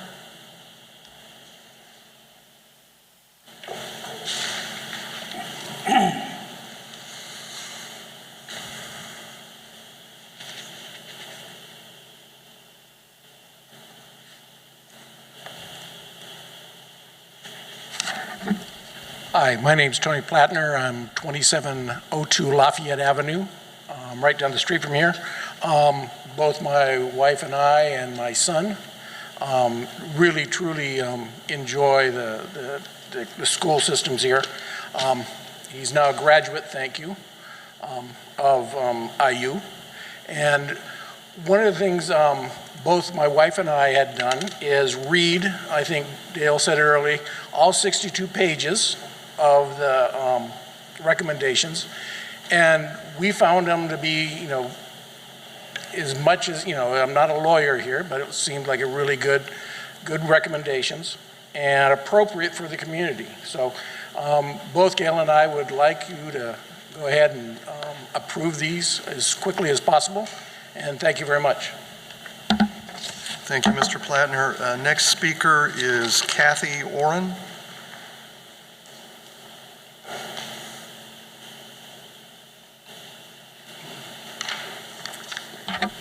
Good evening. My name is Kathy Oren, and I live at 2880 West Car Hill Road in Columbus, Indiana. My husband and I raised 3 sons, all graduated from North in 08, 2010, and 2013. And as others have shared, they had wonderful experiences at BCSC. I also have reviewed each page of the draft of the policy recommendations. I do find them to be appropriate legally and for our community. I've reviewed the minutes from previous board meetings, and I watched the video from the previous board meeting in April 24th. I do understand that these policy changes are based on changes in state and or federal legislation or case law, and it's imperative that the public schools adhere to state mandated changes as well as changes in federal requirements or case law. And I understand that most, if not all, public schools contract with a third party to provide legal guidance for appropriate adoption of policy changes. I understand that BCSC contracts with Neola to provide guidance for BCSC adoption of state and federal legislative changes into their existing school policies. In fact, many public schools across Indiana also use Neola for this guidance. It's my understanding that Neola uses a law firm of Lewis and Capps, an Indiana-based firm that is also a leader in the area of school law, to provide a final review of these recommendations.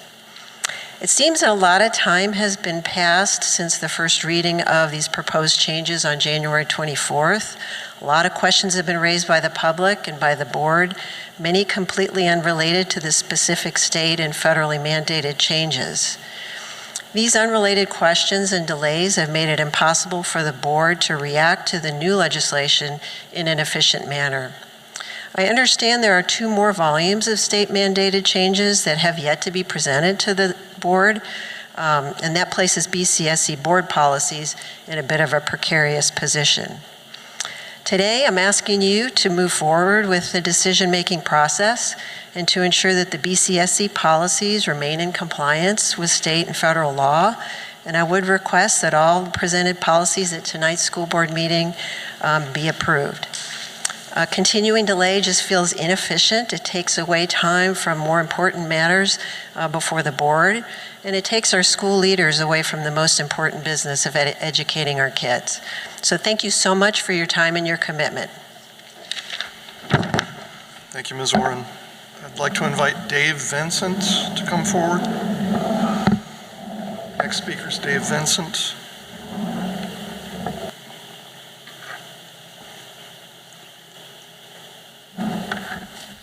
Thanks, you guys. I'd like to urge you to vote no on the policy changes. The one that caught my eye and makes me ask you that has to do with the staff dress and grooming policy. My wife commented to me tonight on my way out the door that she wasn't sure I was appropriately dressed to comment on a dress and grooming policy, but here goes anyway.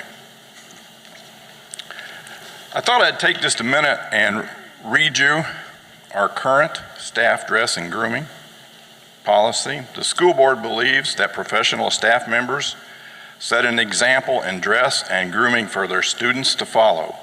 A professional staff member who understands this precept and adheres to it enlarges the importance of his or her task, presents an image of dignity, and encourages a respect for authority. These factors act in a positive manner towards the maintenance of discipline.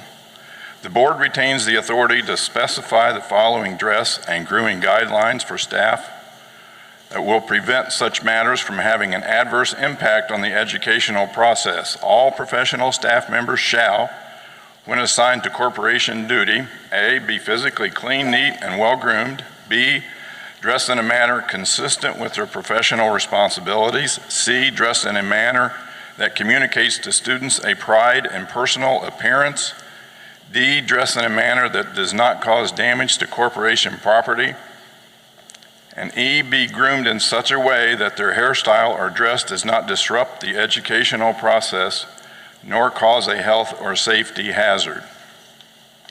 That's our current dress policy. Guys, it's pretty good. Matter of fact, I think it's perfect.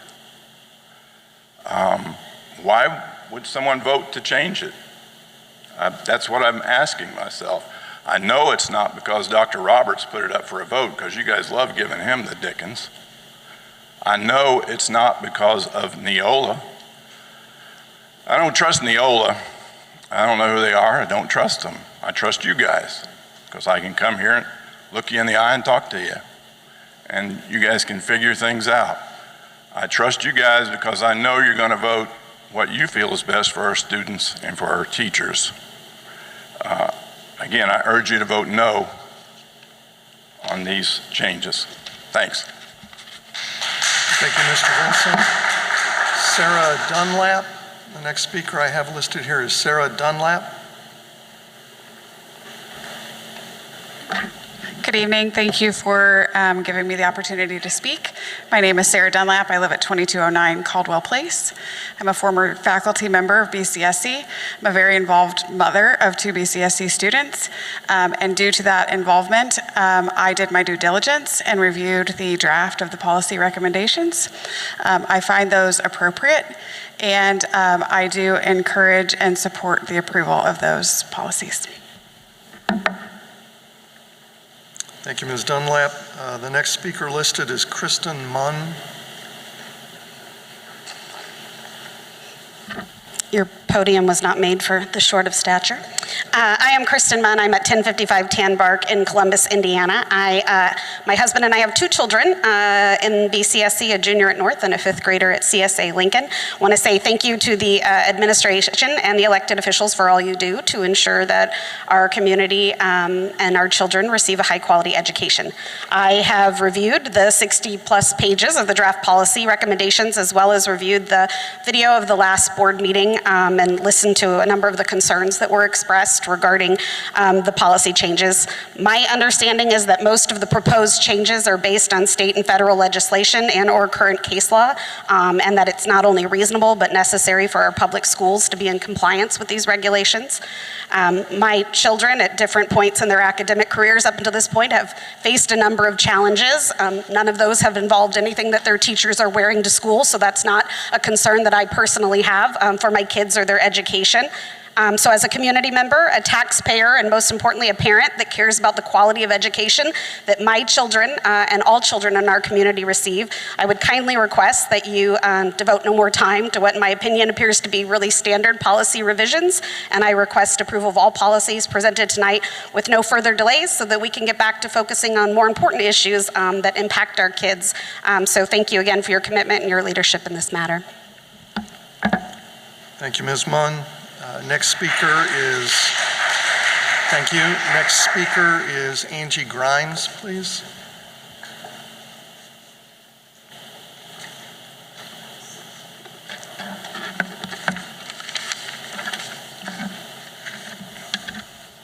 Hi, I'm Angie Grimes, and I live here in Columbus. I'm asking you to reject these policies tonight. I have several reasons why. The first I want to talk about is school visitors policy. The first issue that I have seen is that it states the superintendent or principal has the authority to prohibit the entry of any person to a school of this corporation, or to expel any person when there is reason to believe the presence of such person would be detrimental to the good order of the school. I think that word "or" creates a loophole, and that is very scary. The superintendent or principal could keep someone for any reason entering the school, potentially taking a parent's right away to have access to their child within that school. My suggestion would be to change that and say something more like this. The school board, superintendent, and principal have the authority to prohibit the entry of any person when there is reason to believe that that person or persons aims to cause harm or be disruptive to the school. Another issue I still have is with the visits by the school board. I have some concerns about the school board having to go through the superintendent to have access to going into the school. And I looked over policies in other places that use Neola, and I came across this one, and I thought it sounded a lot better than what we're proposing here. It stated, individual board members may visit a district school at any time. Board members may not be required to give prior notice of the visit. Another board member or district employee may not limit the duration or scope of the visit or direct a visiting board member to leave the premises. The board member must sign in and out at the school's main office and wear his or her board identification badge at all times while present on school premises. The board member shall be visiting as an interested individual in a similar capacity to any parent or citizen of the community. These visits should not be considered to be inspections nor as supervisory in nature. If during a visit to a school or program, a board member observes a situation or condition which causes concern, she should discuss, or he should discuss, that situation first with the principal and the superintendent as soon as it is convenient or appropriate. Such a report or discussion shall not be considered an official one from the board. If the board member believes the situation or condition is serious enough, he or she may also inform the superintendent. I find that to be a great policy from Neola, and I hope that you will consider that and keep that in mind. Thank you. Thank you, Ms. Grimes. The next person who signed up to speak is Lori Thompson.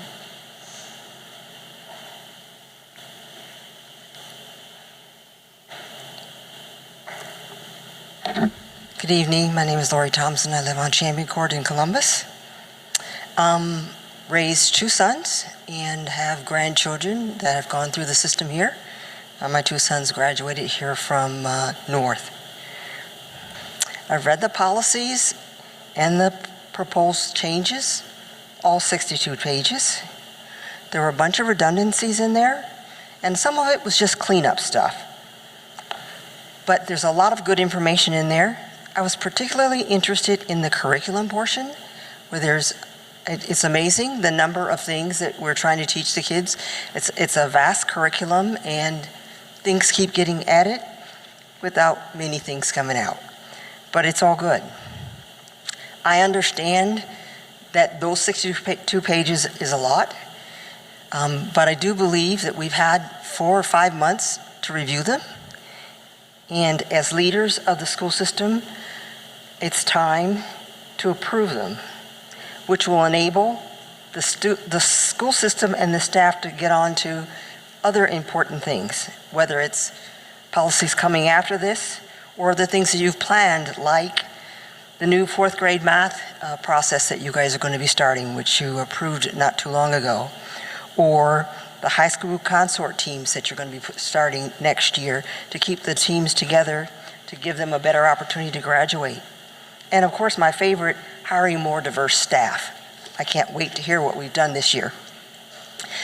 I've read the policies and the changes, and they appear to be legally sound as well as really good for this community. I urge you to approve all presented policies at tonight's school board meeting. Thank you. Thank you, Ms. Thompson. The next speaker signed up is Dan Oren.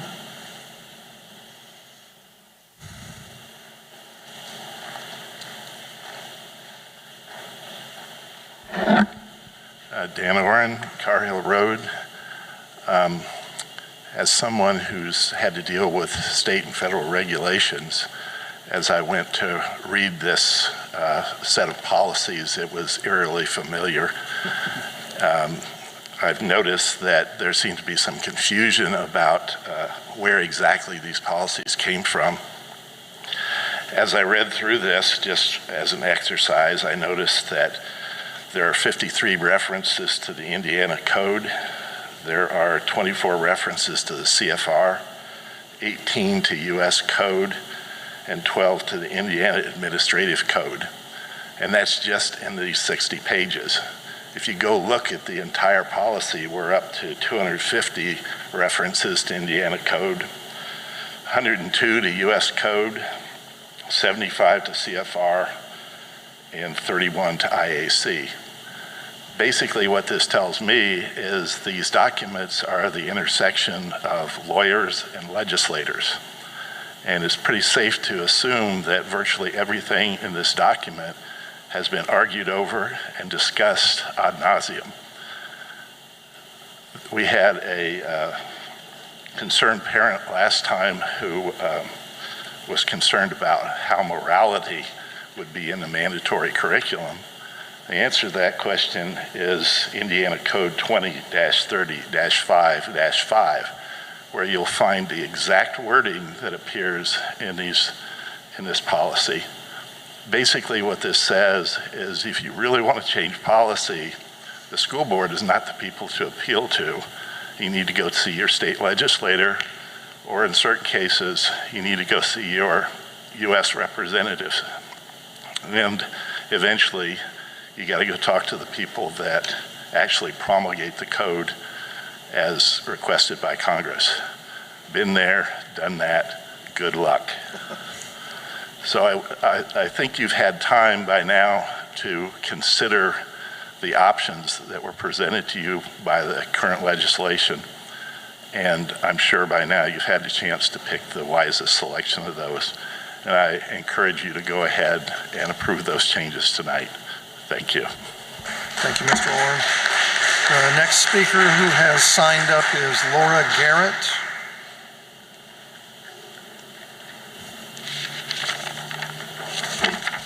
Good evening. Laura Garrett, 19th Street, Columbus, Indiana. I have two elementary age students in BCSC. I want to commend everything about the school system and what it entails, from principals that care, a school board that is spending way too many hours on something that shouldn't be talked about over and over again because of the exact thing that was just spoken about. I have read the documents. I want to be a mom. I want to be home with my kids, but I'm here and I'm reading things and I'm watching school board meetings, and what I'm seeing is wasting a lot of resources and time on something that very clearly is standard. It should be happening. And what we should be doing instead is spending time actually benefiting the students that are in the schools. And when we take time, such precious time out of that, to spend time discussing policies that are not amendable, we then take away what we need our kids to do and how much love and support and care we have. So what I ask is that we can do more of the support of all those great kids that stood up earlier tonight. We can look at this policy along with the stacks of others that you need to approve, and you can approve them and move forward and get on to the stuff that my kids in those classrooms experience every day. Thank you. Thank you, Ms. Garrett. We appreciate the comments from everyone this evening in advance of our decision making, and I think now it's time to move on to that. Dr. Roberts, you have some recommendations for the board tonight. I do, Mr. Stinner. So get this to work again. So the request for approval I have in front of you, the first group of those is pretty standards. We have the minutes of the regular school board meeting from April 24th, 2 weeks ago. We have a list of supplemental contracts that you were given, school fundraisers. We have claims and payroll. The claims dated today are a little over $500,000. The pre-run from April 1st through April 30th was $2.4 million. Payroll, $3.4 million. And then we have the additions. So in the public hearing tonight, Mr. Phillips referenced these four resolutions. So you have a project resolution, a preliminary determination resolution, a preliminary GO or general obligation bond resolution, and a reimbursement resolution, all related to the Schmidt Elementary School renovation project. We also have from Dr. Bozeman, he is requesting permission to declare some classroom furniture obsolete. And then you have the list of Neola policies that we have talked about for a little bit, and you heard some comments about here tonight. So those are my items of recommendation. We've heard those recommendations from Dr. Roberts. Board members, what's your pleasure?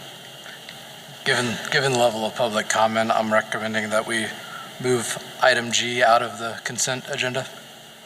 We have consensus on that, board members? It doesn't require a second, I don't think yet. Thanks, Jason. But if we've got consensus. Is that right, Mike? Okay. So item G, 3G, will be voted on separately. Any other items in that category? Let's first consider items 3A through F, please. Do we have a motion for approval? I motion to approve items 3A through 3F as presented. Second. It's been moved and seconded. I'll open it up for discussion, questions. Dr. Roberts, are you ready to answer any questions we might have? I do have one question. Mr. Schultz? Looking at the fundraiser requests, it looks like a lot of these are retroactively grant approval. given that out of the 19, I believe only 2 are still, have not started and 16 are completed. Is that, I'm just making sure, like, is that correct? I didn't know what the process was, so that's why I was wondering about that. That's correct, Mr. Schultz. This is one of the items that the State Board of Accounts, after an audit several years ago, said every single fundraiser needs to come in front of the board. It seems somewhat repetitive, frivolous a little bit, but it also brings to light how many we do and how much kids are working hard to make sure their clubs last. So they sometimes get them in beforehand, but most of the time not. And that's what I was just checking to see what was the purpose. Okay, thank you. Yeah, and I think my question is, it's probably no, but is there a lower limit to like a pre-approval? Because looking at these, there were 19 and only 5 of them were over $1,500. Several of them were $200, something relatively cheap. Can we put a limit to say anything under $1,500 has got a pre-approval? Is there something like that? Because to Logan's point, I don't, what if we did not approve these, but they'd already taken place, right? I mean, that's of these, only 2 or 3 of them have already been completed. So 16 of them, I think, are already over with. I do believe that would be a policy question, and I'll dig into it, make sure it's, most of the time the State Board of Accounts is auditing us to our own policies, so we can adjust that or introduce a limit, whereas now it says all. Yeah, pre-approval would be great. And the only other thing I had is, there was one for a very large amount. Can you just make sure that the $110,000 wasn't a typo? Will do. Thanks. It's a very successful fundraiser. Other questions about items 3A through 3F? Any other discussion on the matter? If we're ready for a vote, it's been moved and seconded to approve items 3A through 3F. All those in favor, please say aye. Aye. Any opposed, say nay. The board votes aye. I think that is approved unanimously. Thank you. Item 3G. Do we want to start with a motion for item 3G? I'll move that we approve item 3G, the policy recommendations as presented by Dr. Roberts. I second. It's been moved and seconded to approve the policy recommendations from Dr. Roberts. I'll open it up to discussion. So, Mr. Nowlin? So I second, but I'm not ready to pass it. I just want to discuss. So I have a proposal for policy 9150, which is the one about visitations, school visitations, particularly the school board. This isn't a big change, but I got a lot of feedback from people that it doesn't sound very inviting. So my proposal is so this is the last 3 paragraphs in the board document. Is page 117, and the other it's page 61, I think, just the policies. So my proposal is to delete the first sentence, which states, individual board members who are interested in visiting schools or classrooms on an unofficial basis shall make the appropriate arrangements with the superintendent. So I propose that we strike that sentence and replace it with, individual board members are welcome to visit BCSC schools, facilities, and classrooms on an unofficial basis. A board member shall make the appropriate arrangements for such a visit with the superintendent or the superintendent's designee.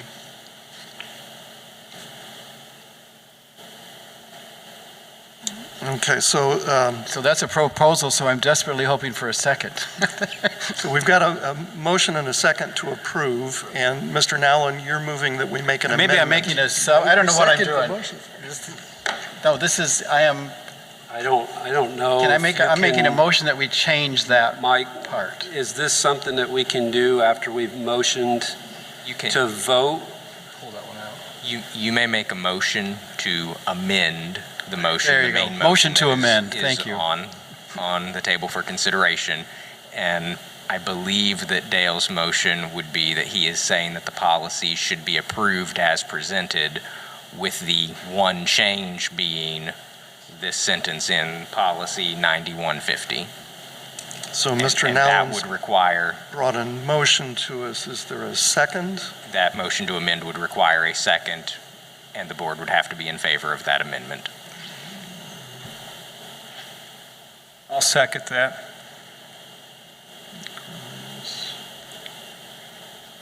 Okay, so the... Do we go back? So my question is, could we have a discussion on that?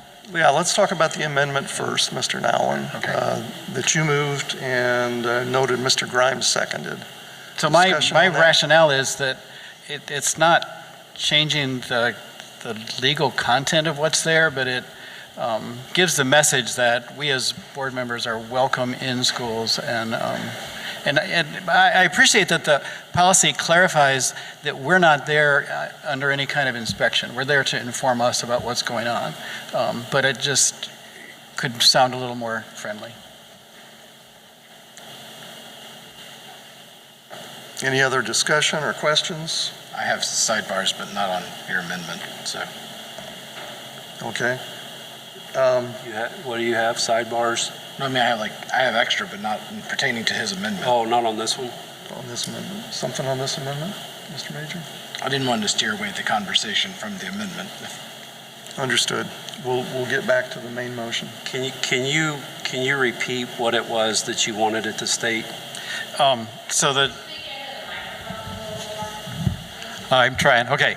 So the first sentence currently says, individual board members who are interested in visiting schools or classrooms on an unofficial basis shall make the appropriate arrangements with the superintendent. And my proposal is to remove that sentence and replace it with these two sentences. Individual board members are welcome to visit BCSC schools, facilities, and classrooms on an unofficial basis. A board member shall make the appropriate arrangements for such a visit with the superintendent or the superintendent's designee. And I added that because typically we've been notifying the assistant superintendents along with Dr. Roberts.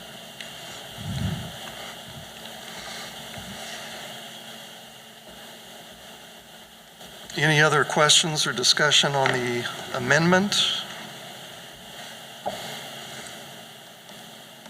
If we're ready for the question, all in favor of the amendment as proposed, please say aye. Aye. This just is for this one. This vote is amending the motion. Just that one. This is the two sentences that would replace one sentence. This is not the vote on the policies. And to be clear, I believe Mr. Nolan's motion is approval of the policies with this one change to the policies. I didn't think so. I thought Mr. Grimes made the motion to I approve. think there may be other issues to come up that I was trying to take them one at a time. Oh, you're going to Right now, so let me real quick, Mike. I think the first motion Mr. that was Grimes made a motion was to approve. vote on everything as is. Correct. Inside, I got seconded. Correct. Inside of that, we've made a motion to amend. Correct. And we're ready to vote on the motion to amend. The underlying motion is approval of the policies. So the amendment is to that motion. My understanding of the comment was that the amended motion would be approval of the policies with this sentence having been changed. That was my intent, but I don't know how the whole thing works. So Dale, I just think that if there are other pieces of this that we're going to talk about, it would be efficient to vote on each one individually and then see what we have as a package when we're done. It would be my assumption that we'd move on to other items within this set of policies after we've decided. That was my intent with that motion. Within these set of policies. If that works. There could be further motions to amend as you move along. And that's fine if that's Very how good. you'd like to move forward. All right, so right now, the motion to amend from Mr. Nowlin, seconded by Mr. Grimes. I think we're ready for a vote. I think maybe we actually started the vote. If I could interject just real quick, Sure, Mr. Dr. Stenner, Roberts. Mr. McIver, correct me if I'm wrong, but with the motion and second to amend 9150, and therefore the policies overall be now asked for a vote with that amendment to 9150, it doesn't stop other discussion about other Correct. policies at this point in time before a vote is Final called. vote on the package. So the motion of the second is to have that change to that policy.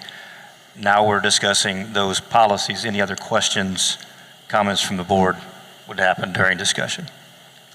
After the vote on the motion to amend. Okay, so we're ready for a vote on the motion to amend. The only reason Mr. I Grimes? ask about that, Mike, is I understood you to say that voting to amend that wasn't just that policy, it was that and then approving all policies. I believe the underlying motion is still to Okay. approve all of the policies. You are not taking the action to approve all of the policies with Got it. this vote, though. Thank you. So we're voting to change the recommendation here to just include his, okay, just making sure we're all clear. Okay, so on the motion to amend, all those in favor, please say aye. Any opposed? Please say nay. All right, so Mr. Nowlin's motion to amend 9150 has passed. We still have before us a motion from Mr. Grimes to approve item 3G. So, to be clear, the motion in front of the board at this point would be approval of the policies as presented with 9150 now having been tweaked. That is the motion that is on the table. Further discussion or questions? I do have some comments. And I want to first start off by saying I appreciate all the feedback from the public on pro and con, and I've taken a lot of it in.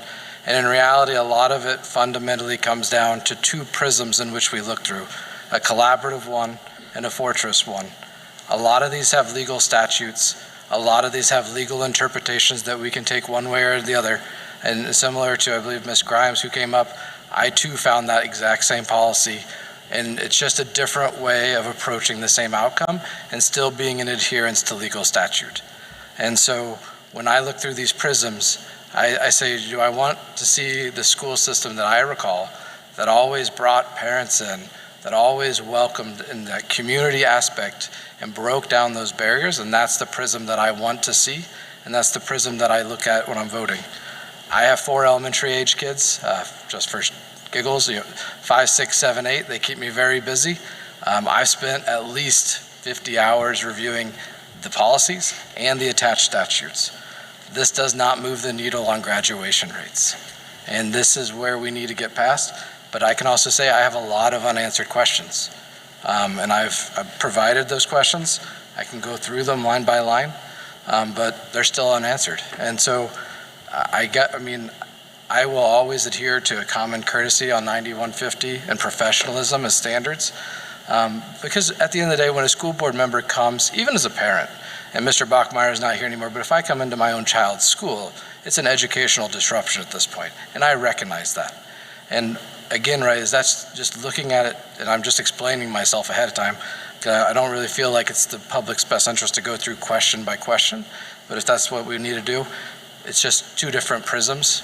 I really want to see that school system that brings the community in to move our students forward.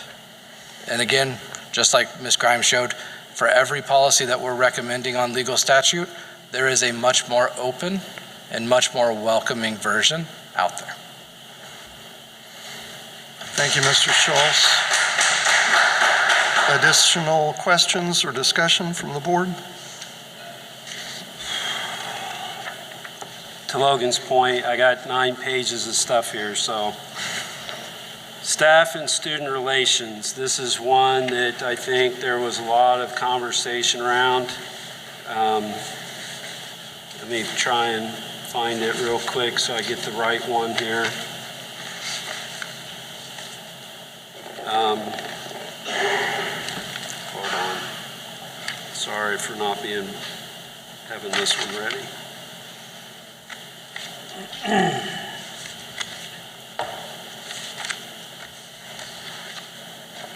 Staff and student relations. So this one's a little bit tough to go through because we had everything listed as accepted, then it got struck out, and it seems like it was back and forth and back and forth. There was never a good rhyme or reason why things were omitted, and I think we need to have some pretty solid clarity on what is and isn't acceptable with respect to policy for how at all levels the staff shall interact with students. I got a couple examples here. One example is from fox59.com. South Decatur teacher charged with stalking sent 600 messages to students. This teacher has been charged with stalking after sending a 15-year-old student more than 600 text messages, which included lewd, smutty jokes and memes. There's 2 pages of this, but I think we need to have clarity on how a teacher or staff and a student should be allowed to interact. She was brought up on charges of misconduct and stalking along with misdemeanor battery. There were several instances of inappropriate behavior between the teacher and the student. Several hundred, 600 to be exact, text messages. Allegedly had sexually related conversations with the juvenile and another student in the classroom. Told the students about her toys. Told them a lot of other very inappropriate things about herself. Let them call her derogatory names. The police reviewed these messages as well. That's why she's been removed from schools and was arrested. She made several inappropriate touches to the child on the shoulder, on his arm, running fingers through the hair. Took the student's phone, did some things with the phone. When the student finally quit, she kept sending vulgar jokes. A lot of this information was tied directly in the staff and student relations. For example, it was listed, I know we had struggled with the hugging. There are times where hugging is obviously appropriate, but there's also times where it's inappropriate. But we had struggled a lot with this hugging section, but kissing a student should not be allowed. Physical contact beyond handshakes and fist bumps, probably not allowed. Putting your arm around them, patting them on the butt, those kind of things, not acceptable. Telling sexual jokes should not be allowed. Engaging in talks with sexual innuendo or banter with students should not be allowed. Talking about sexual topics not related to curriculum should not be allowed. And even if it is related to curriculum, if you are not the teacher of the curriculum, it should not be allowed. Showing pornography to a student should not be allowed in any form, whether it be written, in a book, heard on an audio cassette or recording, or in any form of video. Taking an undue interest in a student needs to be defined. There are some times where some students do have needs beyond what's in the classroom, and that's where a teacher needs to be able to identify that and work with the appropriate counselors to ensure that that student gets the needs that are needed for them. I know Mr. Nallon has used examples in the past that are good examples of how he's helped kids, but there are boundaries that need to be well defined and clear so that people don't go past those boundaries. Initiating or extending contact with students beyond the school day for personal reasons should not be allowed. using any form of communication to discuss personal topics not related to school should not be allowed, with the exception of the communication being initiated by the student in order to seek help for a problem. Then the person receiving the contact should redirect to a counselor, dean, or administrator, depending on the issue. Once complete, the initial contact should be broken off and allow that administrator, dean, or counselor to continue that contact and get them the right help. Giving students rides in the staff member vehicle or taking students on personal outings without administrator approval should not be allowed. It specifically said without administrator approval. I don't believe that it matters if the administrator approves it or not. What about the parent? Where's the parent in all this? So today, I can tell you that in the past, I coached wrestling at East for a little while, and I gave students rides home because one individual rode his bike from up near the airport to East every day. His parents never picked him up. His parents never attended a wrestling meet. And so there were several times when it was raining where I would throw his bike in the back of my truck and take him home. Today, I would suggest that if we did do something like that, since all of us have cell phones and the students can contact their parents, they should ask for permission. No one should give rides to anyone for any reason without some written, via text, email, letter, or note, approval from a parent. Invading a student's privacy by walking into the bathroom or locker room or any other reason should not be acceptable. The area here that would be a concern would be the locker room. An example would be if a PE teacher or a coach may be in the locker room when a discussion should take place, then ask the student if they can meet with you after they're dressed and leave the locker room. Going to a student's home for non-educational purposes should not be allowed. Only exception is if the parents and the teacher are friends and the parents are home and the parents are the reason for the visit. Inviting a student to the staff member's home without a chaperone should not be allowed. Here's another one. Even with a chaperone, it probably should not be allowed without the approval of the parent. Giving gifts or money to a student for no educational purpose should not be allowed. If a student has a specific need, then it might be best for us to establish an assistance program, if one does not already exist, that could be identified to help the student. Accepting gifts or money from a student for no educational purpose should not be allowed. Being overly touchy with students should not be allowed. Favoring certain students by inviting them to come to the classroom at non-class times should not be allowed. Pulling a student out of class to visit with a staff member should not be allowed unless there's an educational purpose for it. Providing advice or counseling a student regarding a personal problem should not be allowed unless you're trained to do so. Talking to a student about adult issues should not be allowed. Being alone with a student behind closed doors without educational or counseling purposes should not be allowed. In the case of counseling, it is highly likely that the parents will be involved with the conversation as well. Telling a student secrets or having secrets with students should not be allowed. There was a section there where you can add some things, and I felt that we should probably add purchasing alcohol, tobacco, or vape products or any other items for underage use should not be allowed.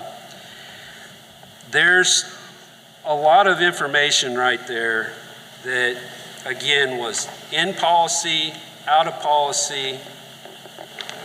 I think that with these examples of next door county of South Decatur, that at least for this one, we need to make sure there's clear policy. And when we talk about clear policy, another one on fox59.com is talking about Brownsburg, Indiana. In Brownsburg, Indiana, there's a law firm representing a family of a 7-year-old special needs student who was told to eat his own vomit by the school staff at Brown Elementary School. This was done because their policy indicated that It was to encourage children to keep eating even if they spit out their food. What? Do we not know the difference between vomit and spitting out food because we don't like it? There were five or six teachers here that either witnessed and failed to report or were part of this issue and this incident. And again, this was referred to the police and were charged with Class B misdemeanors. That does have policy for spitting out food, but again, is it clear? So for 12-1301, 32-1301, and 42-1301, those are the concerns I have with those policies.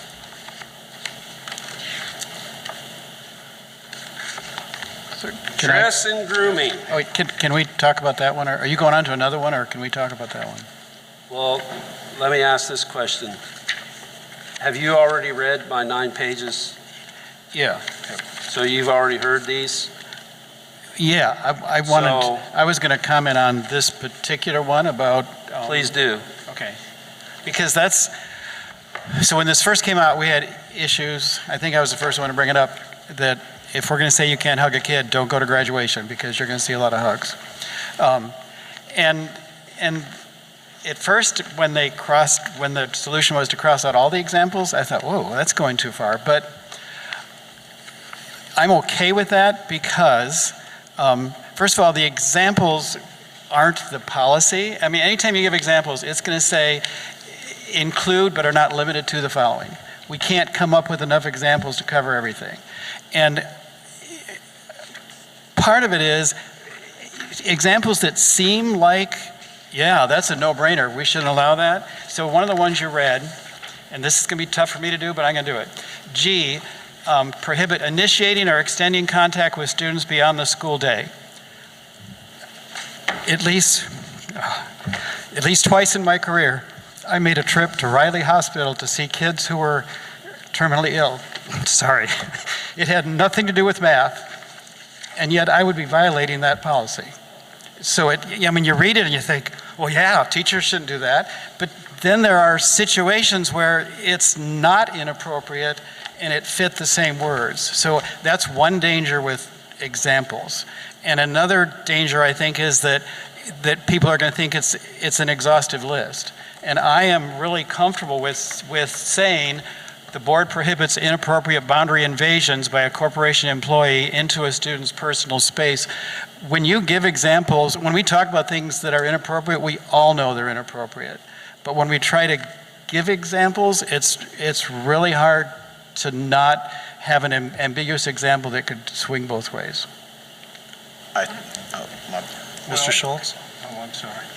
You're good. Well, and just in response, Mr. Major, to some of yours, I noted that, a lot of the examples some of the examples you mentioned, should probably not be allowed or should not be allowed with these exceptions or unless. And so, yeah, just to kind of back up what Mr. Nowlin said there, I think, it's not black and white. There is a lot of gray area there. And, that's why I feel it makes sense to take the examples out. If we have a lot of examples with this exception or probably defeats the purpose. Yeah.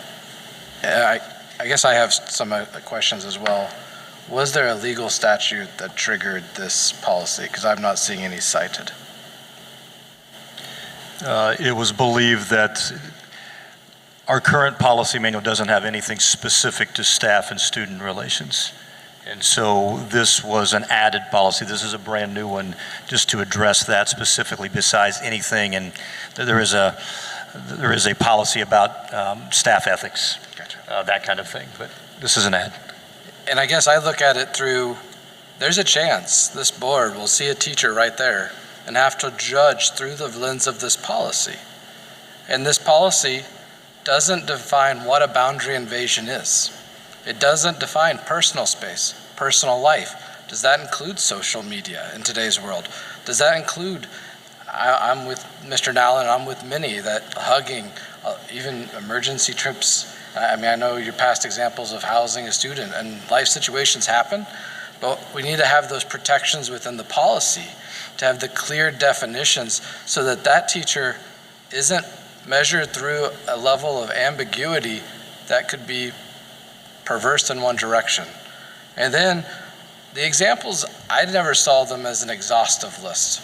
I saw them as what raises to the level of egregious behavior to meet that policy. And that's what I've always looked at these examples. And so, yes, I thought hugging, honestly, there's some situations with kindergarten.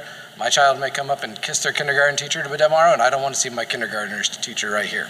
So kissing is kind of in a situation there, but like telling sexual jokes, containing sexual innuendos, showing pornography to a student. These were raising to the level of egregious behavior that I would like around with a defined of what is a personal boundary, what is that invasion of that, so that when I have that teacher right here, in good faith, I can look through a policy that clearly defines the fate of that person. Because if not, it's up to a lot of our discretions. And that's unfair to the teachers. In a situation like Mr. Nallen, he's saying, well, at least I may not be judged by this. But honestly, if a teacher takes someone up there, there's a chance we may. And we have no policy to define what's the appropriate mechanism to prevent that future Mr. Nallen from sitting in front of this board and being possibly available for possible termination. And that's what fears me the most. Other questions or discussion? I've got one quick Mr. question. Grimes? So this question is either for Dr. Roberts or perhaps Dr. Bozeman. It's 6325 under procurement, federal grants funds, the small purchases of 250,000 and the sealed bids of 250,000 plus. The terminology there is adequate number of bids to be obtained, and my question is, what defines adequate number? Or maybe what has been past practice? Yeah, we did not put a specific number there, Mr. Grimes, because we have seen situations where we may have a responsive bidder who is a low bid, and it's just one bidder. We were unable to get a second one. So to tie ourselves to being able to have a second one when one is not necessarily available is why that wording is there without having a specific number. Thank you. And Mr. Grimes, I'll just add, we always adhere to the federal guidelines, which are pretty consistent, and everyone in the state uses 150,000 for the competitive bids and 50,000 for multiple quotes. And that's pretty standard across the districts. Thank you. Other questions or discussion? I have one on 5340, and I know we have, I think he left, the new athletic director. But one example here, and this is a question that I asked earlier, but I haven't received an update, is on section B, which there's no page number here. It'd be the second page of 5340. It's asking the second group of section B. It's asking for a coach to maintain the original or written statement that the student has permission to return to practice. Our coaches change quite often. And they wanted us to maintain this for 3 years after the student reaches age 18. My coaches, when I was here at North High School, weren't here when I hit 21. And so, again, this is a situation where, one, can a coach even be in the process to maintain that record? And two, is it because I believe the return to practice is a medical record, is that a HIPAA violation for a coach to maintain that record versus it being applied and probably stored appropriately with the school nurse, which is the other section B. And these are examples that we got to go through. Yeah, also on 5340, this one to me has to have a good review against IHSAA athletics guidelines. There were some references in here about different forms. It'd be nice to have those numbers so we can look at them. There was a comment about before beginning practice. This is a little bit confusing. Is it before beginning practice that day or before the start of the sport? So just adding some clarity there. To the point that Logan made, there's notes about forms being maintained by the coaches. It should be nurse or athletic office. I think that there's some notes in here about the policy is, just so everybody knows, student concussions and sudden cardiac arrest. And so one of the statements here is that if you have a symptom of sudden cardiac arrest in practice or a game, you shall be removed from practice or play at the time the symptom is identified, and a parent or legal guardian of the student athlete shall be notified of the student athlete's symptoms unless the student is at least age 18 or an emancipated minor. A student athlete who has been removed from practice or play may not return to practice or play until the coach has received verbal permission from a parent. Now, the difference between cardiac symptoms and a concussion is to return back into play. Let's see, it is noted here that an applicable student who has been removed from practice or play may not return to practice or play until the coach or sponsor, marching band leader, or other official designated by the applicable student's school has received verbal permission from a parent or legal guardian of the student if the student's 18. Within 24 hours after giving verbal permission of the applicable student return to practice or play, the parent or legal guardian must provide the coach, marching band, or other designated written statement that the student has permission to practice and play.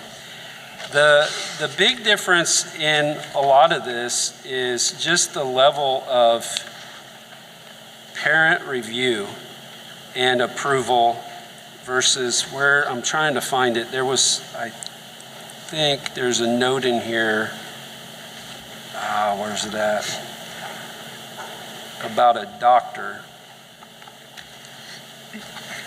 Yeah, who is suspected as determined by a game official, coach, or the applicable student's team licensed athletic profession, physician assistant, advanced registered, licensed practitioner, marching band, or other applicable student schools receiving the system.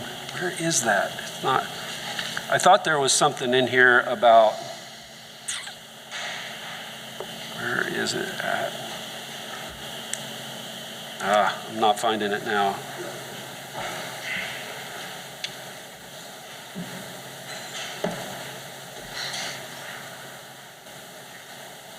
I thought there was a note in here about a doctor having to give approval for the concussion, but I'm not seeing it now. Either way, I think that I worry about getting a verbal from a parent for cardiac issue.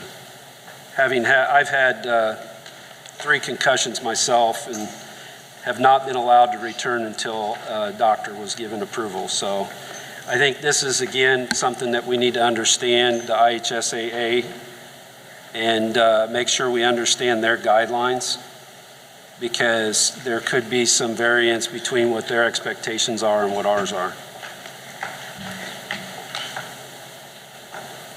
Thank you. Any other discussion or questions on the Neola policies? I just have one more to frame out 9150. There is an option that limits the ability for outside therapists to come into the schools, and I mean, as a foster parent for 6 years, as an adoptive parent of 2 of those children, they've had outside therapy. I can tell you as the parent, it was very difficult to get their specialists inside the school, and I think it was a little bit more cumbersome than it needed to be. I think when we have, and I saw the stat most recently, I think 1.5% were foster children. A lot of these folks are receiving outside services. A lot of these children are coming to our county from Marion County and some of the larger population counties. And so trying to allow for continuity of services is critical to the well-being of these children as they're experiencing the trauma of not only separation, but the abuse that they have. And I think anything that we can do to expedite it, I know we have family and services inside the facility, but I think there needs to be something done, as honestly, when I had to go through this, it was a back and forth with, and I can't remember the person's name at the time, to get the counselor to be able to attend to my children who both suffer from sexual abuse. And that's not really a specialty that was provided in the school system. And so, again, I recognize those parents. I had a lot of emails from foster parents inside Bartholomew County experiencing very similar issues, and that was a key issue for them. Thank you, Mr. Schultz. Mr. Major? I found it was on the other side of the paper. So it does state here that is suspected of sustaining concussion or head injury in practice or game shall be removed from play at the time of injury and may not return to play until they have seen and been evaluated by a licensed healthcare provider. I think that same verbiage needs to be added for those who exhibit cardiac arrest symptoms. So that was on 5340. For 1216, 3216, and 4216, there are notes there about compliance with Title IX and Title VII. There's no notation as to which sections. It also, Mr. Vincent earlier spoke and talked about being clean, neat, and well-groomed. I don't shave every week. Does that mean I'm not well-groomed? So what is the definition of clean, neat, and well-groomed?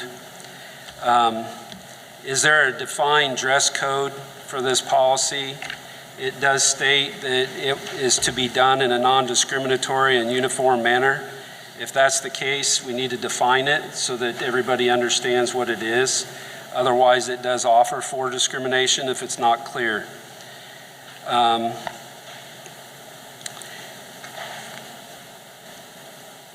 There are another note here about it used to state that the board retains the authority to specify the following dress and grooming guidelines for staff that will prevent such matters from having an adverse impact on the educational process. All professional staff members shall, when assigned to corporation duty. That has changed to the board authorizes the development of standards for staff dress and grooming that promote professional educational atmosphere that gives consideration to the impact on the educational process and diversity of the school staff. So what are we actually defining for dress and grooming standards? When I looked at 3216 and 4216 in administrative guidelines, it refers back to the policy. And the policy doesn't state what clearly is allowed for dress and grooming standards.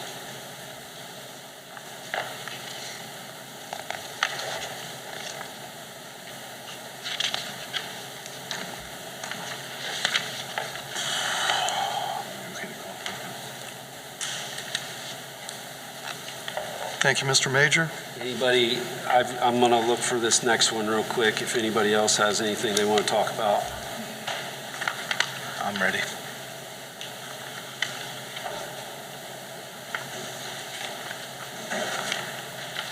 So we had some comments earlier about mandatory curriculum.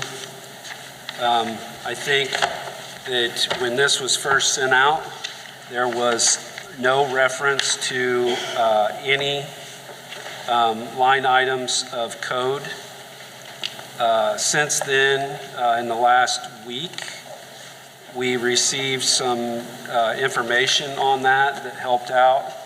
And I think that the concern I have is some of the definitions of mandatory curriculum within our policy are not necessarily consistent with the wording and description that is in the state laws. And I guess my recommendation there would be to, instead of putting all these different sections, can we just put in must follow law ABC 123 for mandatory curriculum? I think then as the curriculum changes, we would not have to update any of our policy. It would be just a better way of doing that. But One in particular, just to kind of give you an idea, I am not a woman, so I don't know when we should start with mammograms. Section J in the mandatory curriculum says that we should have high school girls doing mammograms. I looked at my wife, and my wife just was like, what? That doesn't make sense. So a lot of you women that spoke tonight who read this policy, I'd like for you to think about when you had your first mammogram. And so the breast cancer screening recommendations from the CDC tells us that women should weigh the benefits and risks of screening tests when deciding whether to begin mammograms before age 50, not in high school. Jason, So, I don't know what page that's on. I can't find it now, but I looked that one up too, and I believe it says that high school girls will be instructed about the importance of mammograms, not that we're going to give mammograms to high school students. But I don't know what page it is, so I can't find it right now. Section J, the way it's termed. Instruction regarding breast and testicular cancer, including the significance of early detection through self-examination, and in the case of breast cancer, regularly scheduled mammograms. So it's in high school, regularly scheduled mammograms in high school. Instruction. The way the wording is confusing. Okay, well, it specifically says instruction about regularly scheduled mammograms, not that we're giving mammograms to high school kids. It's part of the health curriculum. You don't need in high school, or put in high school first. In high school, we shall have instruction. The way it's worded is confusing. Okay, well, not to me, but possibly.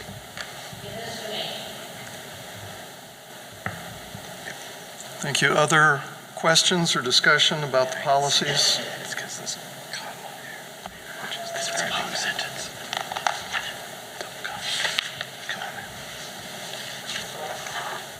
School accountability.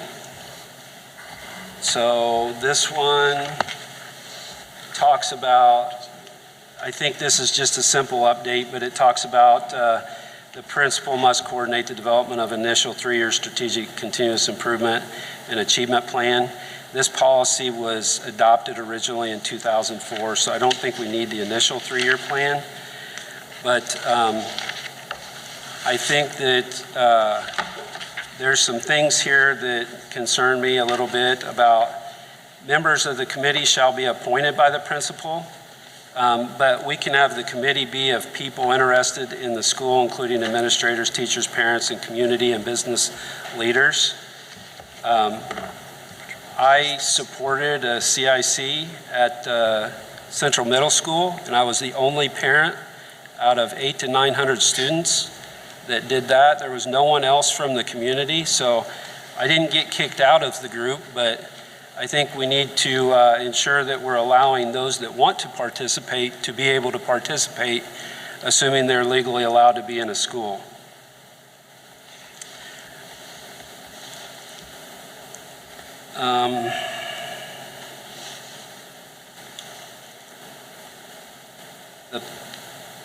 Let's see. There are some things here about what the committee shall, and then there's a whole lot of stuff that I think is probably outside of what the committee shall. So the committee shall identify racial, ethnic, language, minority, cultural, exceptional learning, and socioeconomic groups that are included in the school's population.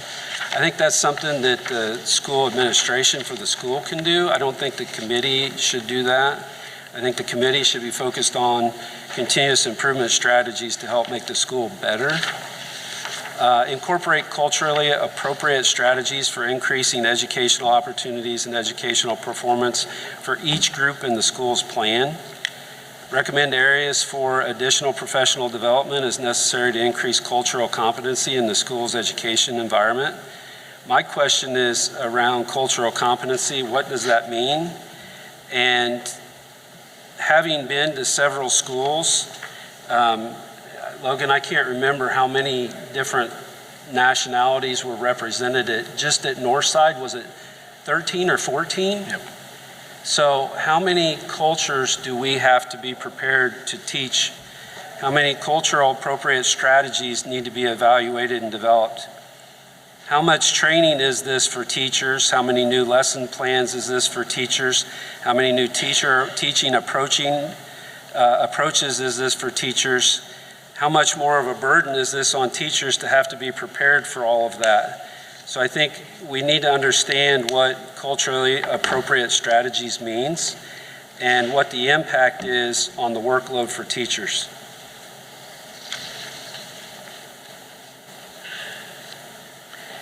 I also read that there's a statement of if a school has developed materials that are substantially similar to a component of the state mandated plan, the school may substitute those materials for the component of the mandated plan.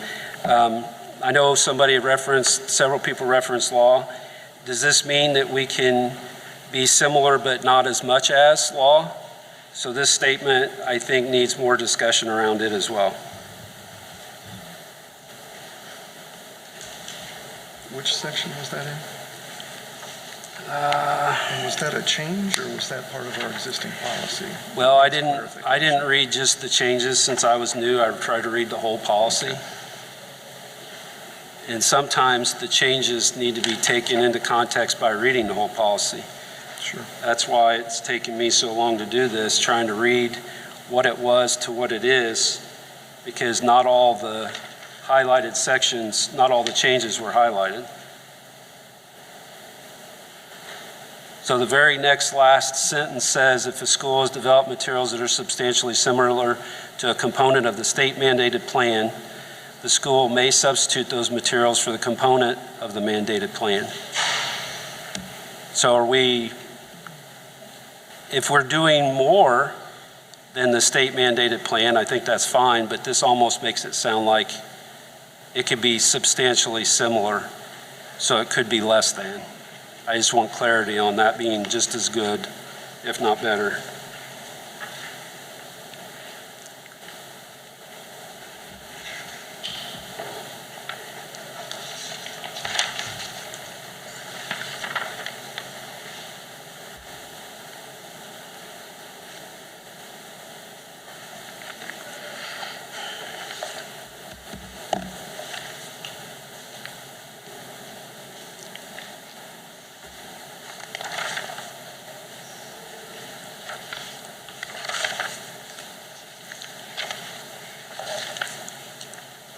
See, 5511,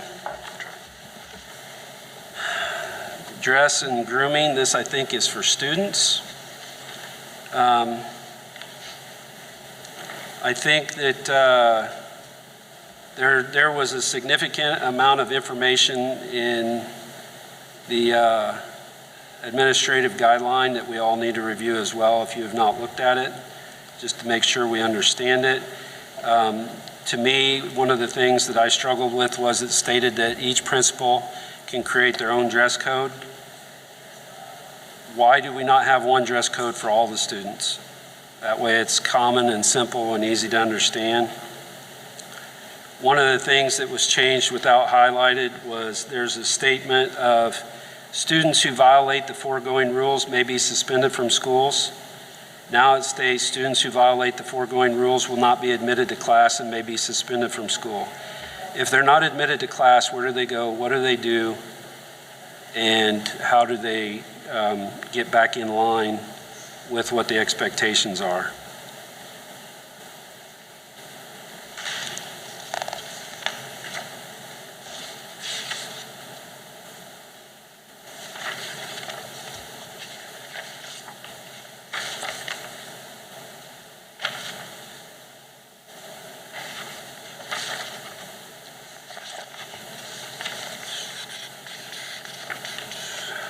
I am looking for 5722.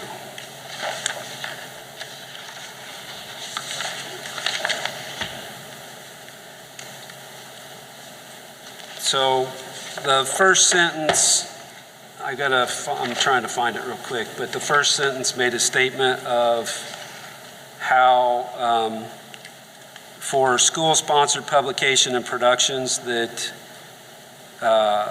it changed from may sponsor to board sponsors, and that was not highlighted. I think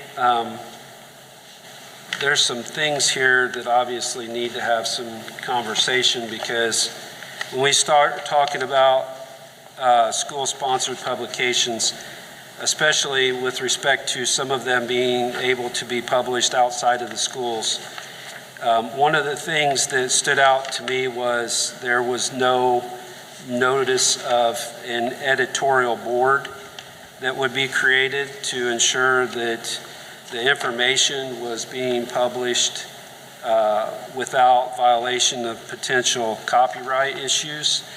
So the first, this says the school board sponsors student publications, and I suggested that we change it back to may sponsor student publications and productions. I think that as we look through some of this, there was a whole lot of things here that stood out to me that, again, let me see which one I want to talk about.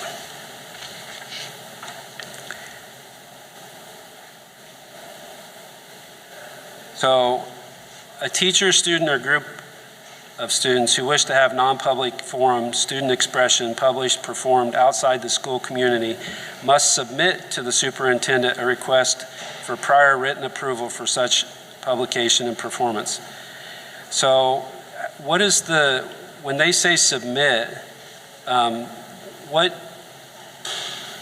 it just says submit. It doesn't say that they must receive approval as well. It just says for prior written approval. But they must get approval before publication. But at the same time, who reviews this material? Do we have a group of people that review what is being submitted for non-public forum student expression?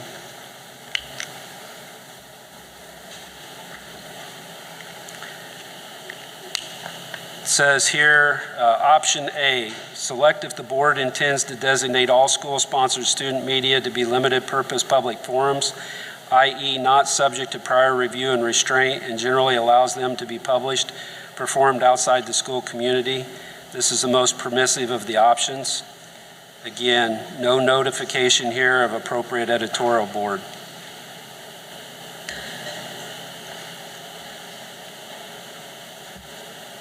School officials will not review or restrict the content of school-sponsored student media prior to publication or performance, except with respect to unprotected speech. How do they know it's unprotected speech if it's not been reviewed? All school-sponsored student media shall contain a notice to the reader, viewer, that the material, while school-sponsored, is student-directed and not subject to prior review. Even a newspaper has an editorial board. What are we going to do to ensure that we're protecting our students, our teachers, and ourselves with the material that's being produced? The school officials, advertisements shall be publication, or advertisements submitted for publication or inclusion in a production shall be reviewed by school officials for determination that they are appropriate by juveniles. So now we're saying we're going to have a review. There's some confusion here. Are we reviewing or not reviewing? Mr. Major, if I might interrupt, I believe the motion on the table is for the approval of the policies with the amendment that's been approved. I think at this point for the board, it would be appropriate either to have further amendments to that motion or to vote on the motion that's on the table. I guess the one thing I will state, the last thing I'll say is 2 weeks ago we came in here and we voted to push everything out. There were 4 of us that agreed that we should do that. I hope that you look at what I had sent plus the questions that you have, and that you have gotten all your answers in the last 2 weeks. I don't think I have, and I just hope that you have. Thank you. Any other questions or comments?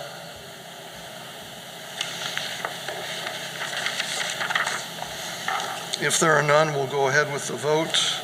The vote is to approve item 3G, the Neola policy recommendations with the change that the board has already approved tonight. Mr. Nolan's motion regarding number 9150. All those in favor of approving the policy recommendations as amended, please say aye. Aye. Aye. Any opposed, please say nay. Nay. Nay. I believe the motion carries 3-2, and the policies are approved. We appreciate everyone's attention to these policies, and we will continue to try to make them better. Next item on the agenda is human resource recommendations. Dr. Pleak. I request approval of the human resource recommendations as presented this evening. Thank you. You've heard the recommendation from Ms. Pleak. Is there a motion? I move that we approve the HR recommendations as presented by Dr. Pleak in number 4. Second. It's been moved and seconded to approve the recommendations. All those in favor, please say aye. Aye. Aye. Any opposed, say nay. That motion carries. Thank you. Thank you, Dr. Pleak. We have an opportunity for board input and review. I'll start with Mr. Major. I got enough speaking tonight, thank you. Thank you, Mr. Major. Mr. Grimes? Yeah, thanks to all the community members that were here this evening, community members, stakeholders that came here to speak this evening in regards to policy. Thanks to Mr. Burton, Mrs. Notstein at Northside for their presentation, and especially a big congratulations to the Southside, Smith, Central students for all their accomplishments, and congratulations and a big thank you to all of the BCSC retirees this year. Thank you, Mr. Grimes. Mr. Schultz? Yes, I mean, following Mr. Grimes saying thank you to all the recognees, but messed up, should have gone first. I did have one thing I wanted to bring up, and I recognize that it's frustrating to go through this, and we owe you better, and we will do better as a board. There's some review and input that I want to give because I wasn't here during the last meeting due to business travel. I was unable to attend. However, I want to discuss concerns with the approval that I received significant negative feedback from constituents on that was removing the parents' ability to join their children for lunch at elementary schools throughout the district. Now, I must say, this is not an activity that even registered in my head, and I recognize that as a parent. However, as a board member, I'm asked to look through multiple lenses, and there was a lot of parents that reached out to me and said, this is really damaging to my life situations. I had 2 parents that stand out that are second shift parents. One's a single mother. That was the only time during the week that she was able to spend awake with her child. And I don't think we took the gravitas that brought to the equation. And I recognize, Dr. Hack mentioned safety, space. I agree with that. I recognize, I think there's mitigation factors there. However, CSA Lincoln is the smallest school in the district. They've got a gymateria, which for those that don't know what it is, it's a gym and a cafeteria put in one, and they make room. And my godchildren are there, and I'm hoping they're very safe. And so I think we need to look through the lens of all these parents and say, what is that one touch point? Because at the end of the day, it goes back to those prisms that we're looking through on these policies.